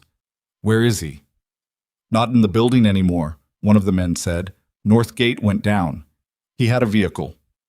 Lucien stopped moving for exactly 1 second. She felt it in his hand on her arm. The single second where the full weight of it landed, where the calculation of what Matteo's head start meant for the documents and the confession and the next 12 hours ran through him completely. Then he moved again, faster. "Get her out through the east," he said to the men. "The road northeast. I'll follow." "I'm not—" she started. "You have the documents," he said, cutting her off, not unkindly. "If anything happens to me, the documents are what matters. Get them to the city. Get them somewhere safe." He stopped and looked at her directly in the smoke-threaded dark. "Can you do that?" She wanted to argue. The argument was legitimate. She didn't know the city contact, didn't have the safety deposit details, didn't have any infrastructure outside this house, and the people in it who had just proved they couldn't all be trusted. "Give me the details," she said. "The contact, the address, everything." He told her. She memorized it. Then he let go of her arm and moved in the opposite direction, and she stood in the smoky corridor for exactly the time it took her to understand that this was the moment the story changed, that everything before tonight had been prelude, and what came next would require her to be something she hadn't been yet, something her father had chosen not to be and paid for with 20 years of silence and a company that nearly died with him. She turned and followed the men toward the east door. Behind her, deeper in the house, she heard Lucien's voice, sharp, commanding, and then nothing except the sound of the building around her, stressed and groaning, and the cold night air beginning to push through the gaps where the explosion had opened the north wall, and the documents against her chest. 3 pages that contained enough truth to collapse an empire and enough grief to bury a man who had only just found out what he'd lost. She hit the east door at a run, and the night came up around her, cold and enormous, and she ran into it without looking back because looking back was the thing she could no longer afford. The road northeast through the woodland was exactly where Lucien had said it would be, which meant he'd told her the truth about that, which meant she could operate on the assumption that the other things he'd told her were also true, and she held on to that assumption the way you held on to a railing in the dark. Not because you were certain it would hold, but because letting go was worse. Petra was at the road, a woman perhaps 50, compact, with the face of someone who had made a sustained practice of revealing nothing, standing beside a vehicle with the engine running and her hands visible, which Serena read as deliberate communication. She got in without speaking. Petra drove without asking where, which meant Lucien had already told her, which meant this part of the plan at least had been executed before the explosion hit. They cleared the estate grounds in 4 minutes. The Hudson Valley night moved past the windows, dark and indifferent. Serena sat in the back seat with the documents inside her jacket and her hand pressed against them, and her mind running the variables at a speed that made her temples ache. Matteo had a head start. He'd had time to make calls before the explosion. The explosion itself was proof of that, required coordination, required people in position before the trigger, which meant he had allies she hadn't identified and Lucien hadn't named, and the organization's internal roster was less reliable than any of them had been operating on, which meant the contact in the city, the safety deposit arrangement, needed to be verified before she handed anything over to it. "The contact in the city," she said to Petra. "How long have you known him?" Petra glanced in the rearview mirror. 14 months? "Does Matteo know about him?" "No." "How certain are you?" "Certain enough to be driving you there," Petra said. Serena looked out the window, accepted that as the best available answer because it was the only one she had. Her phone buzzed. Unknown number. She answered it because unknown numbers had stopped being ignorable some time ago. "You got out," Lucien's voice. Compressed, moving. She could hear road noise behind him, which meant he was in a vehicle. "Are you clear of the grounds?" "Yes." "Petra has me." "Where are you?" "Behind you. Different route." A pause, and in the pause she could hear something that wasn't quite road noise. Voices, distance, the specific ambient texture of a situation that was still active. Matteo's people held the north wing long enough for him to reach the mill. "What mill?" "The Hargrove Steel Mill, 12 miles northeast of the estate. It's been decommissioned for 30 years. Matteo bought the property through a shell company in 2019. Another pause. "It's where my father was killed." She absorbed that. "He's going there deliberately. He's going there because it's where he keeps his final contingency. Documentation. Evidence he's held as insurance against the organization for 20 years. The same way the auditor held his confession. Matteo's version is different. It implicates everyone. Every council member, every external alliance, every financial institution that's processed our holdings. His voice was steady in the way that required active maintenance. If he releases it, the organization doesn't just fall. Everyone associated with it falls. Every family, every legitimate business that's had any contact with us in 30 years. He'd destroy his own legacy. He'd survive it, Lucien said. He has arrangements. He's been building them for years. A destroyed empire is better for him than an exposed one. He goes to ground. The documentation creates enough chaos that nobody has bandwidth to pursue him specifically, and he lives quietly somewhere with the money he's been moving through the subsidiaries for 8 months. The 2.2 million, she said. Not just that. The subsidiaries were the visible layer. There's more underneath. There's always more underneath. She pressed her hand harder against the documents against her chest. What do you need me to do? The contact in the city. His name is Ren. He's waiting. Give him the confession and the loan instrument. He'll hold them through a legal mechanism that makes them untouchable. If anything happens to either of us, they go to 3 simultaneous destinations: press, federal oversight, and the rival organizations who have the most to gain from Mateo's exposure. And the documentation Mateo has at the mill. The pause this time was different, longer, weighted with a thing he was deciding whether to say. I'm going to the mill, he said. She closed her eyes for exactly 1 second, opened them. Of course you are. It has to end there. I know, she said. I know it does. She looked out the window at the dark road. Don't go in alone. I have people. People whose loyalty you verified before tonight, or people you're operating on assumption about. A beat. Both. Lucienne. Serena. Her name in his mouth had a different quality than it had 3 weeks ago in the Manhattan room when he'd said it as a notation. Something had happened to the way he said it, somewhere between that first meeting and this phone call on a dark road, and she chose not to examine what that meant right now because there was no room for it right now. Get the documents to Ren. That's the most important thing. It's not the most important thing, she said. Silence. Don't die in that mill, she said. That's the most important thing. The line held for a moment, then, I'll do my best. And he was gone. But Ren was a man in his 60s who operated out of a law office on the 14th floor of a building in Midtown that had the same quality as the building where she'd first met Lucien. No signage, no receptionist, a lobby that communicated that the people who came here did not come here to be seen. He took the documents from her with the efficiency of someone who had been expecting them, reviewed them in under 4 minutes, and made 3 calls in languages she identified as English, French, and something she couldn't place. By the time the 3rd call ended, he told her the mechanism was in place. If Lucien Viscari doesn't confirm your safety and his by 6 a.m., Ren said, the documents go out at 6:01. And if Matteo Viscari's documentation reaches the press before then. Ren looked at her with the tired eyes of a man who had spent his career anticipating exactly this kind of question. Then it becomes a race between narratives, he said, and the one with the most corroboration wins. The confession corroborates our narrative. Yes, he said, which is why you should hope the 6 a.m. window holds. She looked at the clock on the wall of his office.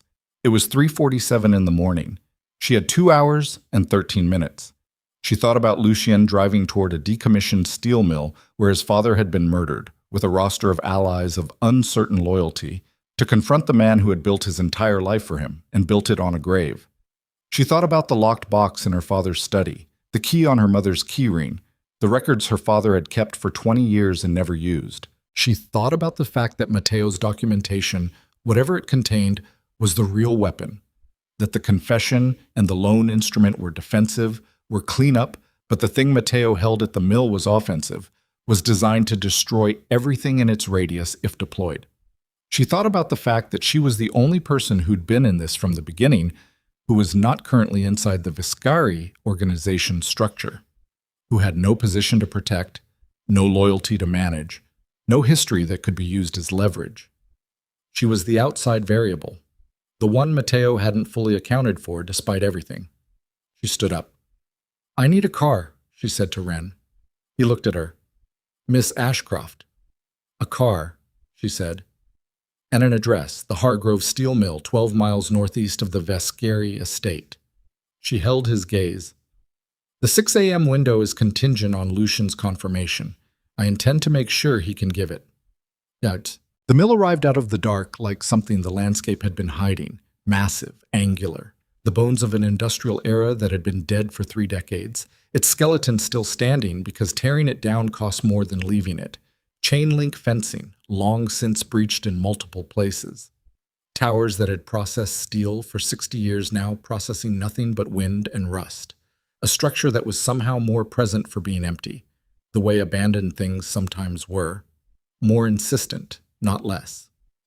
She came in through the east breach in the fencing, which she found because the ground leading to it had been disturbed recently by vehicle traffic, which meant it was the route Mateo's people had used and probably also Lucien's. The logic was imperfect, but it was what she had. Inside the perimeter, 2 vehicles she didn't recognize and one she did, the black car Lucien had used coming and going from the estate in the weeks she'd been there, which meant he was here, which meant she wasn't too late. The interior of the main processing floor was 3 stories of open space, catwalks above, rusted machinery below, and the specific darkness of a building that hadn't had functioning lights in 30 years cut by the beams of portable work lights someone had positioned at the far end of the floor. She moved along the wall, staying in the dark band outside the light, and got close enough to see before anyone saw her. Lucien was in the light, standing, unhurt as far as she could tell from 40 feet away. 3 of his people were visible, positioned around the perimeter. She clocked them by the way they held themselves, the weight distribution of people who were armed and watching. Mateo was in the light too, also standing.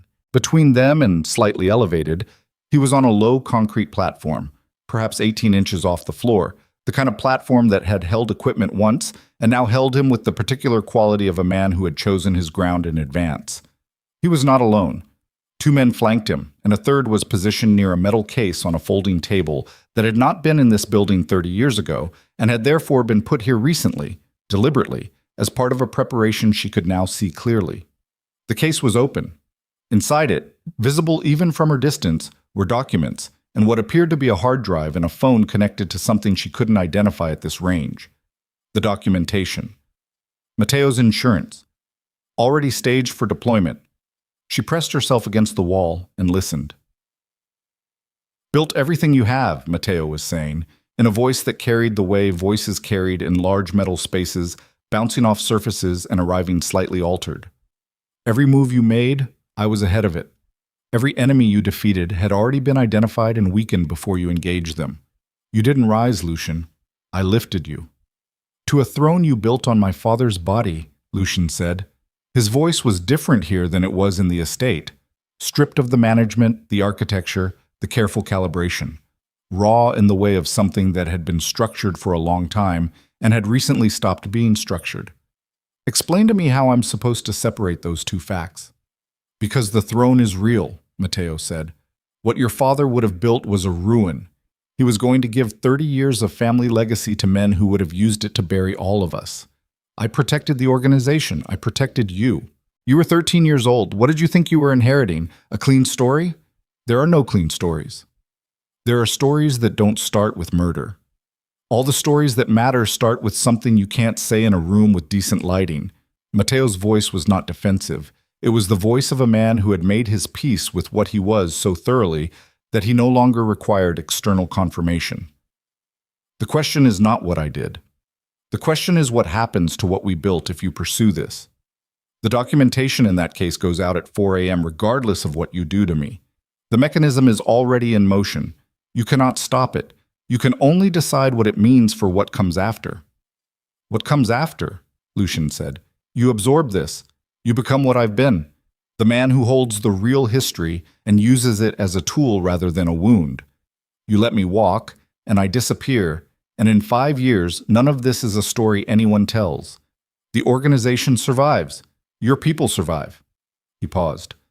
"Or you burn it down over a father you barely remember, and 30 years of recorded crime goes public, and everyone you've ever been responsible for answers for it." Silence. The kind that had mass. Serena looked at the metal case on the table, at the third man standing near it, at the phone connected to whatever mechanism Mateo had rigged for 4 a.m. deployment. She looked at the clock on her own phone. 3:59. 1 minute. She looked at the space between her position and the table, 40 feet. Concrete floor, debris in scattered patches, 2 of Mateo's men between the east wall and the table, but neither of them looking her direction because nobody had looked her direction because nobody knew she was here. She was the outside variable. She moved. Not running. Running made noise, made the wrong kind of attention. Fast walking in the dark band along the wall, hugging the edge of the work light's reach.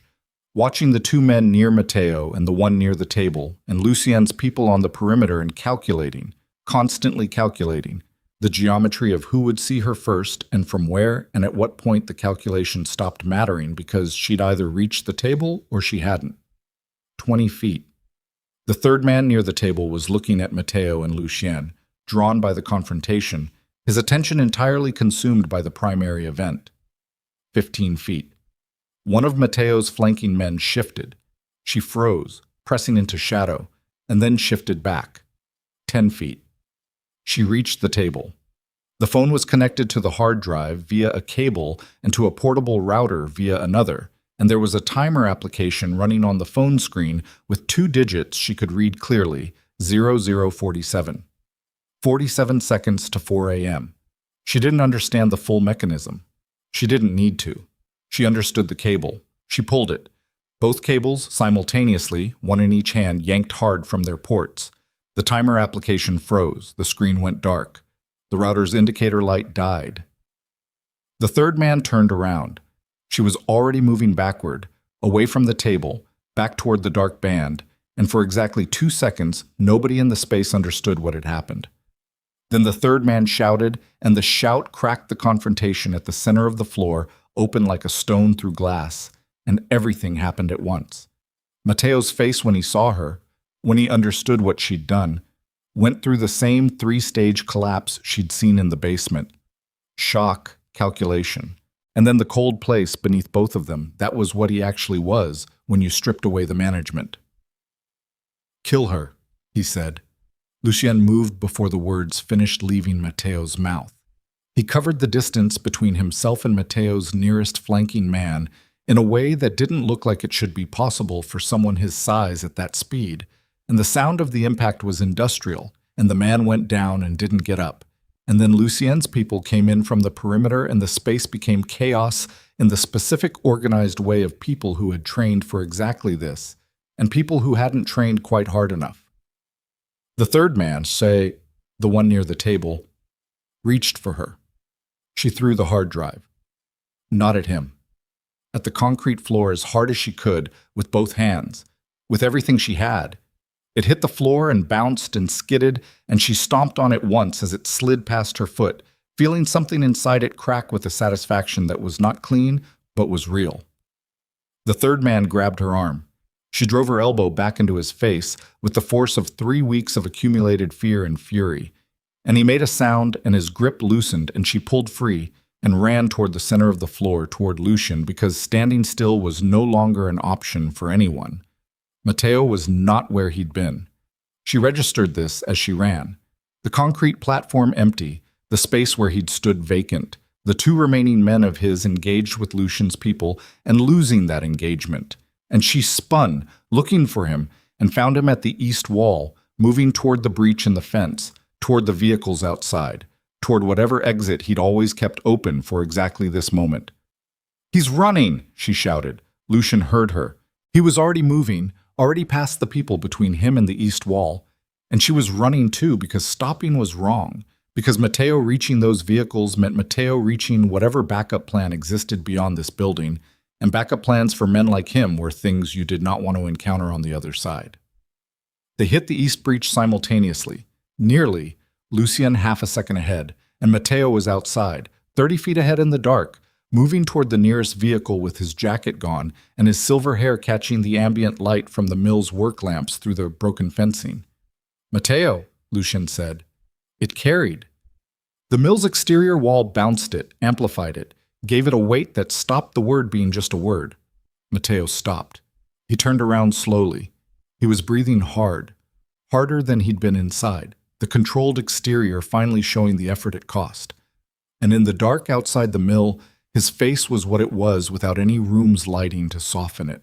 Old, tired, entirely unrepentant. "You can't let me go," he said to Lucien, not asking, confirming. "No," Lucien said, "and you can't hand me to any authority you trust." "No." "Then we're at the same place we've always been." Matteo looked at him steadily. "You know what has to happen." "I do," Lucien said. "Then do it." His voice was flat, not brave exactly, more like a man who had accepted the cost of his own arithmetic a long time ago and had simply been waiting for the bill to arrive. Stop drawing it out. Lucienne was still for a moment. She could see the line of his shoulders, the set of his jaw, the weight of everything he was carrying concentrated into this specific 10 seconds outside a decommissioned steel mill where his father had died before he was old enough to understand what dying meant. She saw his hand move, and then she saw something she had not anticipated. Lucienne held out the confession, the document they'd taken from the basement archive, the auditor's handwritten account of Carlo Viscari's murder, and held it toward Matteo. Matteo looked at it, then at Lucienne. Confused for the first time, genuinely confused, and the confusion made him look older. "Read the last paragraph," Lucienne said. "The one you didn't look at in the basement because you were too focused on the loan instrument." Matteo took the document. His eyes moved to the bottom of the last page. She watched his face change. "The auditor kept a copy," Lucienne said. "It went to his attorney in 2003 with instructions to release it on the auditor's death. He died in 2019. Lucienne's voice was completely level. "The attorney released it. To a federal oversight office. It's been in a case file for 4 years. The case was dormant because nobody knew what the confession corroborated. Nobody had the loan instrument to establish the pattern. Nobody had the subsidiary embezzlement records to establish the funding chain." He paused.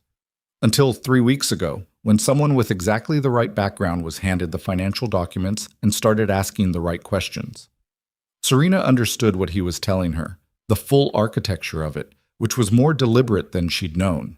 She had not been brought to the estate as a precaution. She had not been brought as a hostage. She had not been brought because of whiskey supply chain knowledge or operational skills or the debt instrument or any of the stated reasons.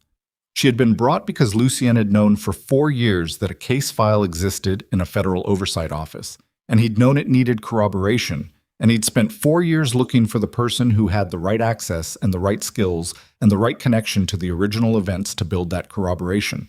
And that person had been the daughter of Carlo Viscari's accountant, sitting in the wreckage of a company that had been destroyed by a fabricated debt, unreachable through any normal approach, and perfectly reachable through the one Matteo himself had created 20 years ago. He had used Matteo's own instrument to dismantle Matteo's own protection. She stood in the dark outside the mill and felt something that was not quite admiration and not quite fury, and lived exactly in the space between them. Matteo read the last paragraph. He lowered the document. He looked at Lucienne with an expression she had no name for. Something beyond rage, beyond grief. The expression of a man who had spent 40 years building a structure and had just understood that the foundation had been undermined before the first stone was laid. "You planned this," Matteo said. "You planned everything else," Lucienne said. "I planned this." Using her. His eyes moved to Serena. In them, something had shifted. The neutrality was gone, replaced by something hotter and more honest. She was a tool. She was a person, Lucienne said, and said it with a quiet certainty that landed differently than anything else he'd said tonight. Who happened to be exactly what the situation required? Whether that's the same thing is a question I'll be answering for a while. Serena said nothing. She was still processing. She was going to be processing this for a long time. "The federal file," Matteo said. "The corroboration you've built. It goes to them." "It's already on its way," Lucienne said. "Wren sent it at 4 a.m. when the deployment mechanism at the table failed to trigger. That was the secondary condition. If your documentation didn't go out, ours did." Matteo looked at the document in his hands, at the decommissioned mill behind them, at the dark valley around them and the sky beginning to show, at the far eastern edge, the first gray suggestion of something that wasn't yet light but was thinking about becoming it. He looked at his nephew with the face of a man who has lived his entire life certain of the story he was in and has just discovered he was in a different one. "Your father would have destroyed us," he said. One more time, as if repetition could make it sufficient. "Maybe," Lucienne said. That was his right. Matteo's men were down or gone. His vehicle was behind him, and Lucien's people were coming through the fence breach, and there was nowhere that was not closed. He stood with the confession in his hand and the gray pre-dawn around him, and the weight of 40 years sitting on his shoulders, Like a structure that had been load-bearing for so long, the man beneath it had forgotten what standing upright without it felt like. He took one step backward. Lucien said, "Don't." Matteo looked at him. Something in the look was almost something.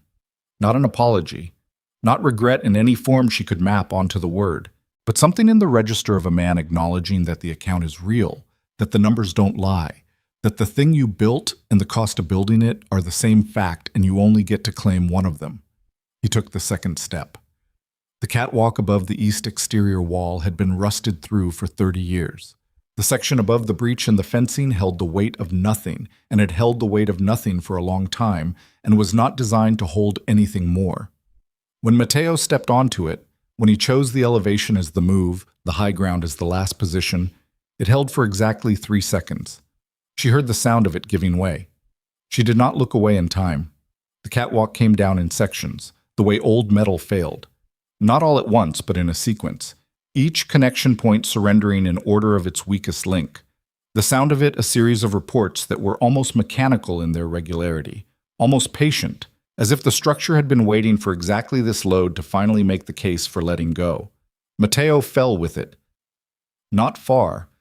The catwalk was perhaps 12 feet above the ground at its highest point along the exterior wall, and he landed in the debris field at the base of the fence line, in the accumulated rust and broken concrete and scrub vegetation of 30 years of abandonment, and the landing was not clean. Serena stood 6 feet away and watched it happen, and could not have said afterward whether what she felt in those seconds was anything nameable. It was not relief. It was not satisfaction. It was the particular interior silence that follows the thing you've been braced for when it finally arrives. The absence of anticipation, which turns out to feel like nothing at all for the first few seconds before the rest of it catches up. Lucien was moving before the last section of catwalk hit the ground.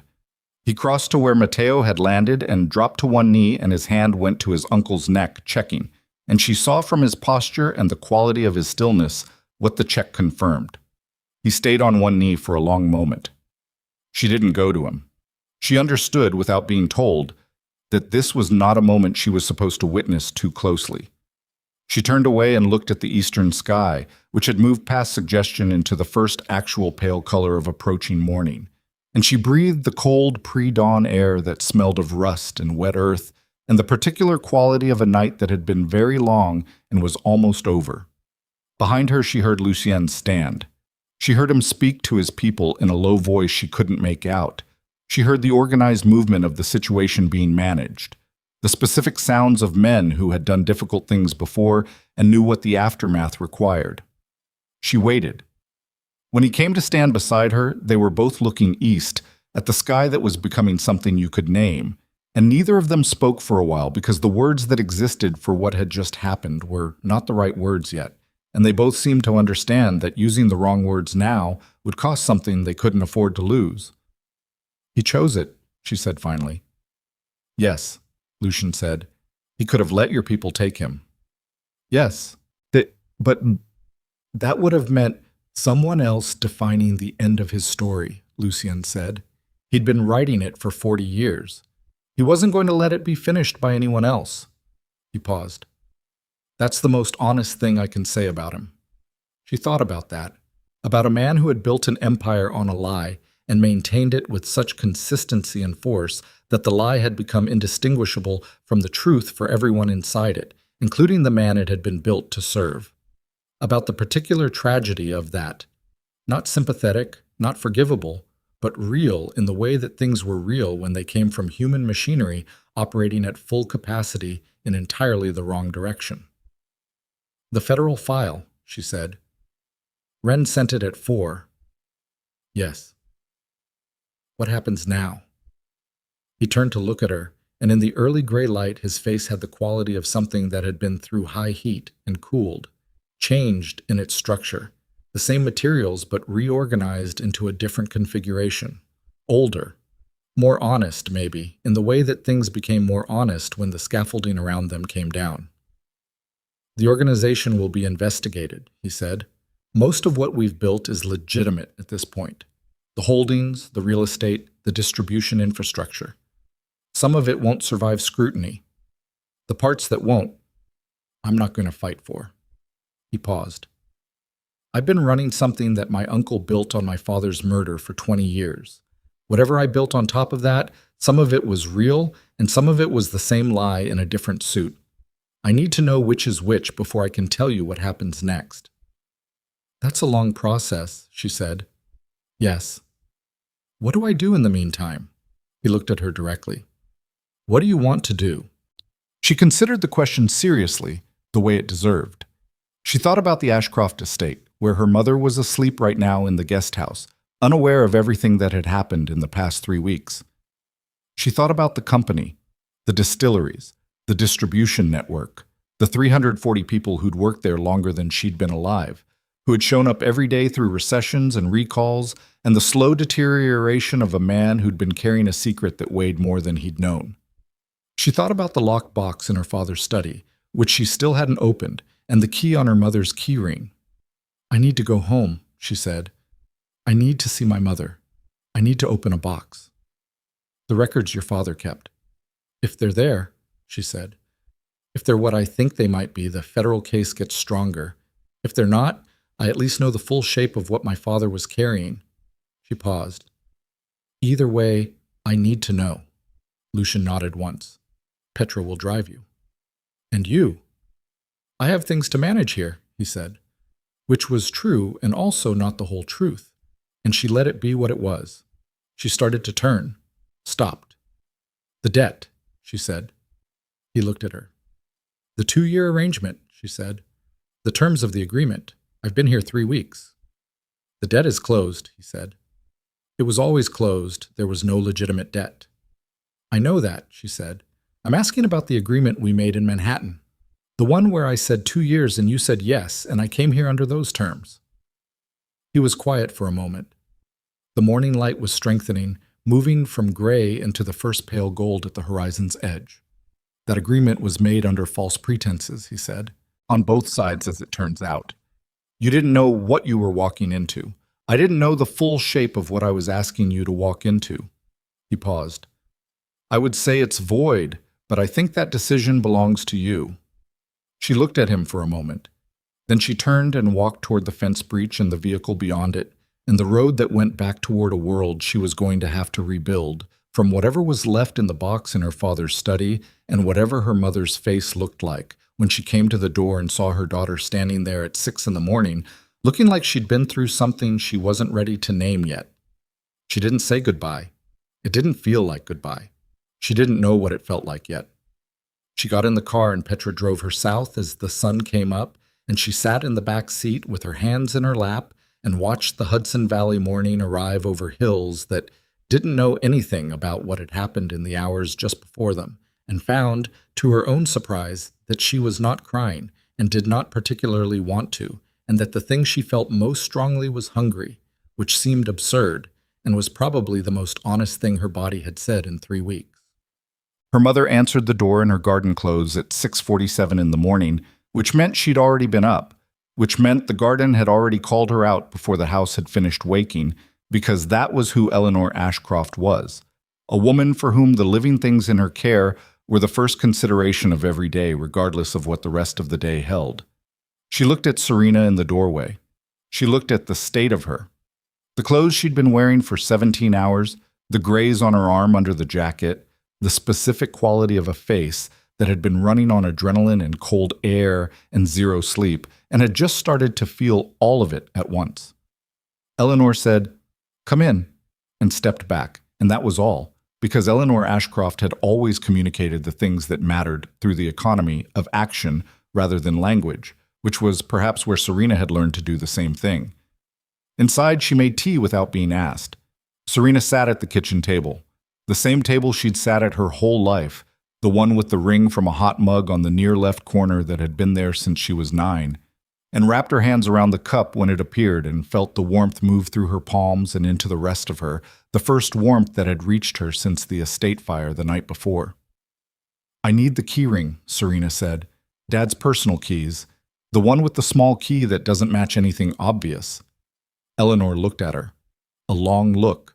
The kind that a mother who had been watching her daughter carefully her entire life gave when she recognized that the moment she was in was the one she'd been peripherally expecting for a long time. "I'll get it," she said. She came back with a ring that held 12 keys.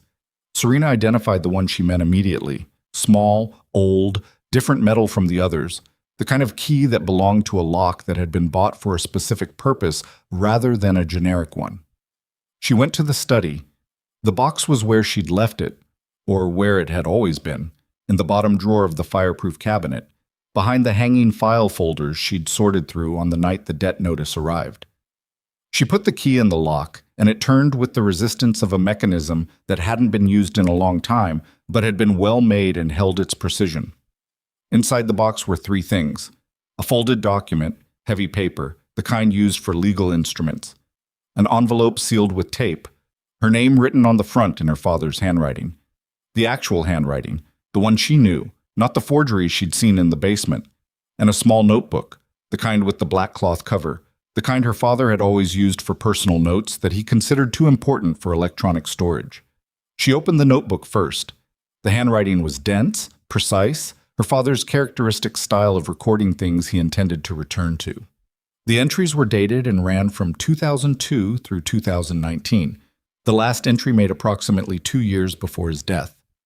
She didn't read every page. She read enough to understand the shape of it, the shape of a man who had worked for Carlo Viscari for 3 years, and had seen enough to understand, in the wake of Carlo's death, that what had happened was not natural and not accidental, and who had chosen, after careful consideration and with the specific calculation of a man who loved his family more than he loved justice, to say nothing and keep the records and hope that the day would come when keeping them had been enough. He had known.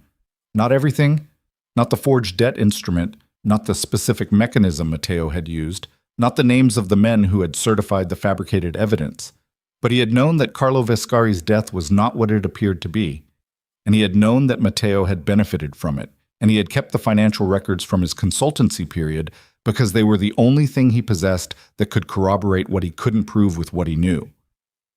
He'd spent 20 years being careful, being quiet, being the kind of father who corrected posture at dinner and never said love out loud. Not because he didn't feel it, but because in his private accounting, silence was the price of keeping the people he loved safe, and he'd paid it every day for 2 decades without telling anyone the cost. She sat with the notebook in her hands for a long time. Then she opened the sealed envelope with her name on it. The letter inside was 3 pages. Her father's handwriting.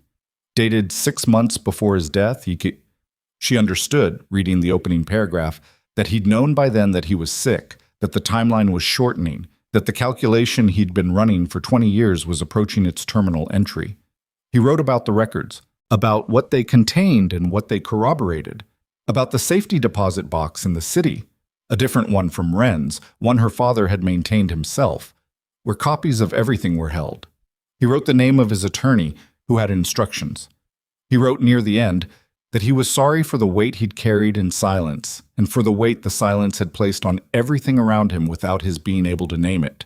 That he'd made the choice he'd made because the alternative had seemed to risk the people he loved more than the choice itself. And he stood by the logic of it even if the cost had been too high. That he hoped she would understand, or would come to understand, that the shape of a life was not always apparent from inside it, and that some decisions were only fully legible from the outside after the person who made them was no longer available to explain. He wrote, at the very end, in the last paragraph, in handwriting that was slightly less precise than the rest, written later, she thought, added after the rest of the letter was already done, in the particular mode of a man adding the thing he'd almost left out. I was proud of you every day. I was not good at showing it. Those 2 facts coexisted in me for 36 years, and I never found the mechanism to make the second one match the first. I'm sorry for that specifically. It was the most significant failure of my life, and I knew it and couldn't fix it, and I'm asking you to forgive it in the same letter where I'm asking you to clean up everything else I left unfinished, which is not fair, and which I'm asking anyway because you are the only person I ever trusted completely to do either thing. She put the letter down on the desk and pressed her palms flat against the surface and looked at the wall and breathed. In and out, in and out. The specific rhythm of someone managing something that wanted more space than the room contained. After a while, her mother appeared in the doorway with a second cup of tea and looked at her daughter at her husband's desk with her hands pressed flat and understood everything she needed to understand and said nothing and set the cup down and left. Serena stayed in the study until 9 in the morning.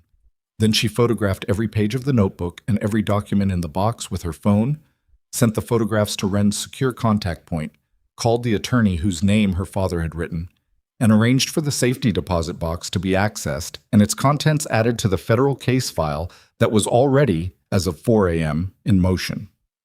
When she came out of the study, her mother was in the kitchen again.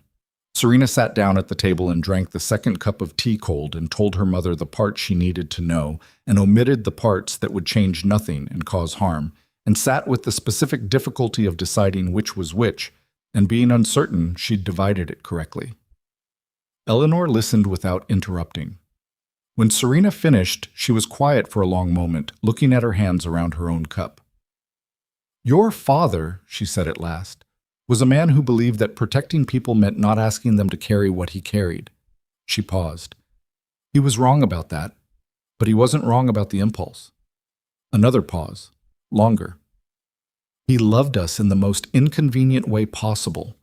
He made it very hard to receive." She looked up at Serena. "You're doing the same thing, right now. You're sitting here deciding what I can handle." "Mom, I'm 71, Eleanor said. "I have buried my husband. I have maintained a garden through 2 droughts and 1 flood.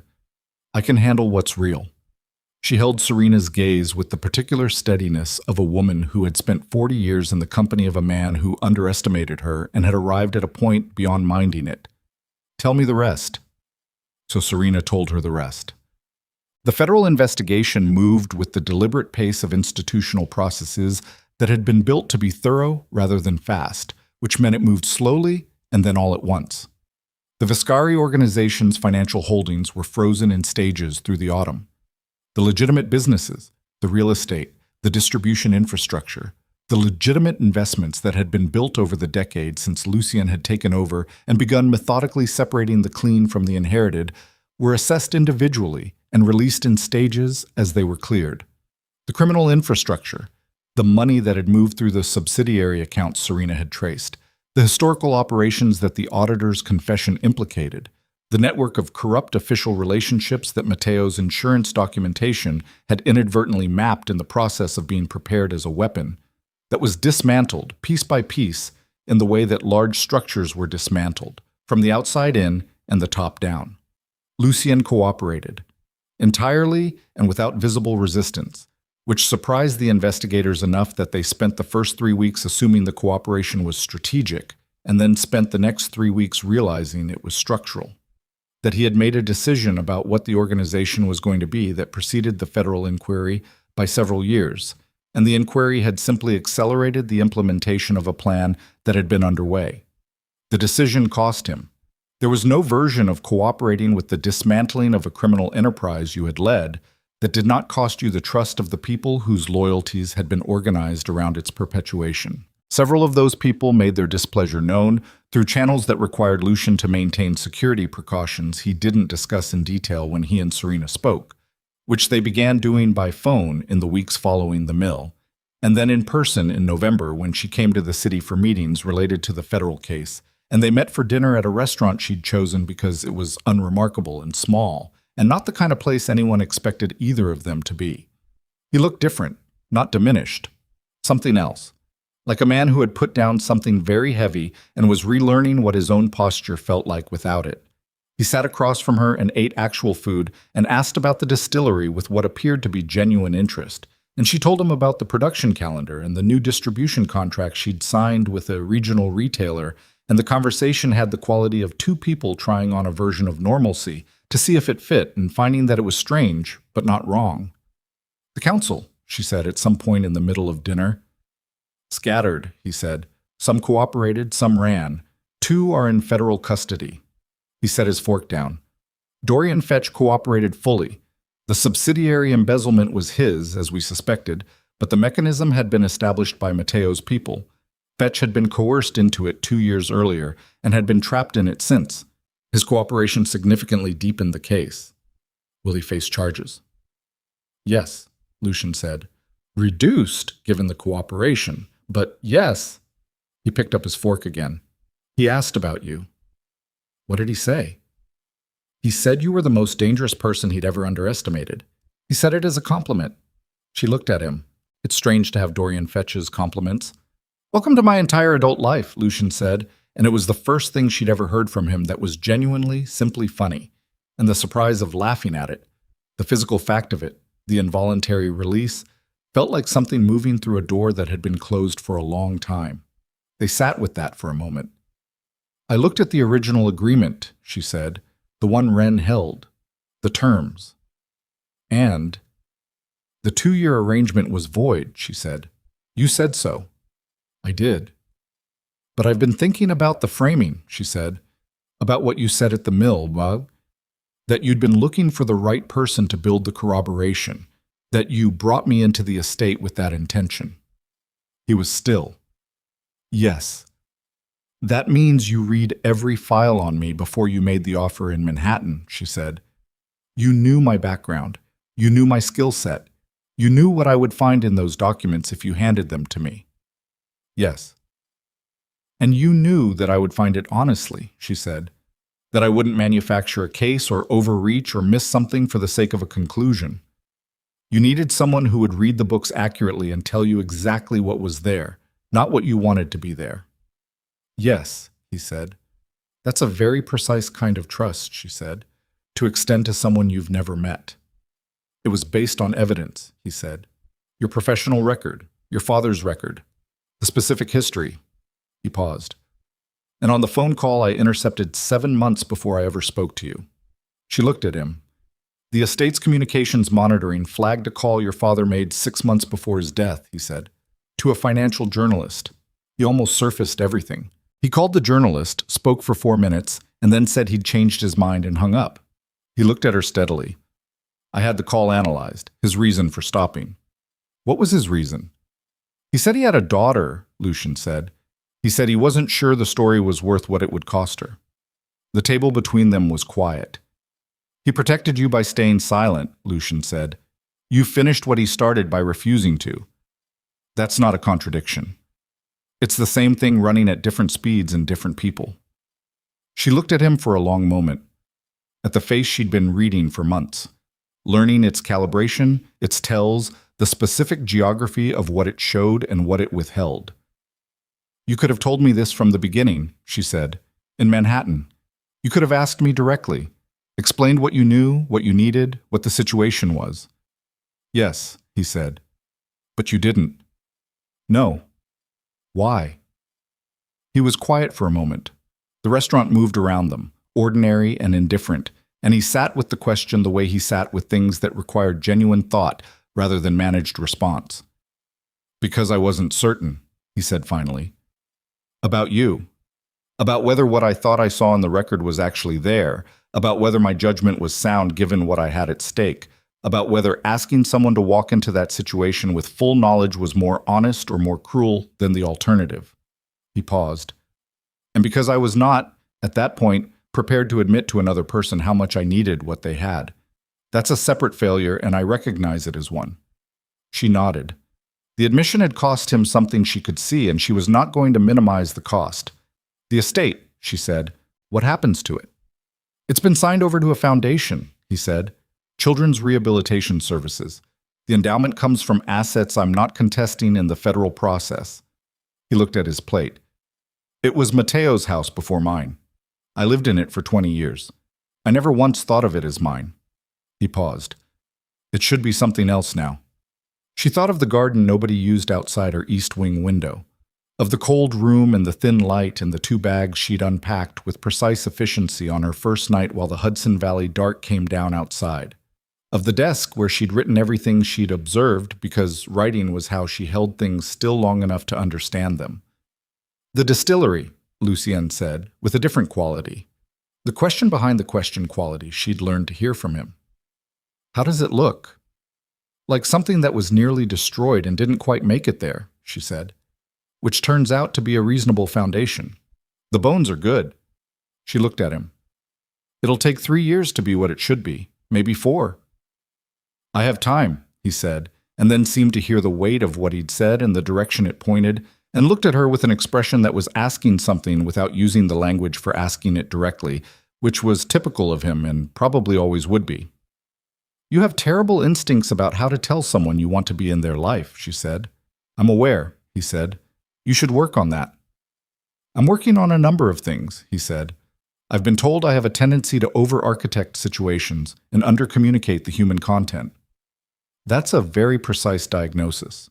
"But I had help arriving at it," he said, and looked at her, and the look was everything the conversation had been building toward. Careful and unguarded at the same time. The expression of a man who had learned in a burning compound and a collapsed mill and a federal investigation and a restaurant dinner that the most dangerous thing he'd ever done was not any of the things that had required weapons. 3 years, she said. "Maybe 4. I've got nowhere pressing to be," he said.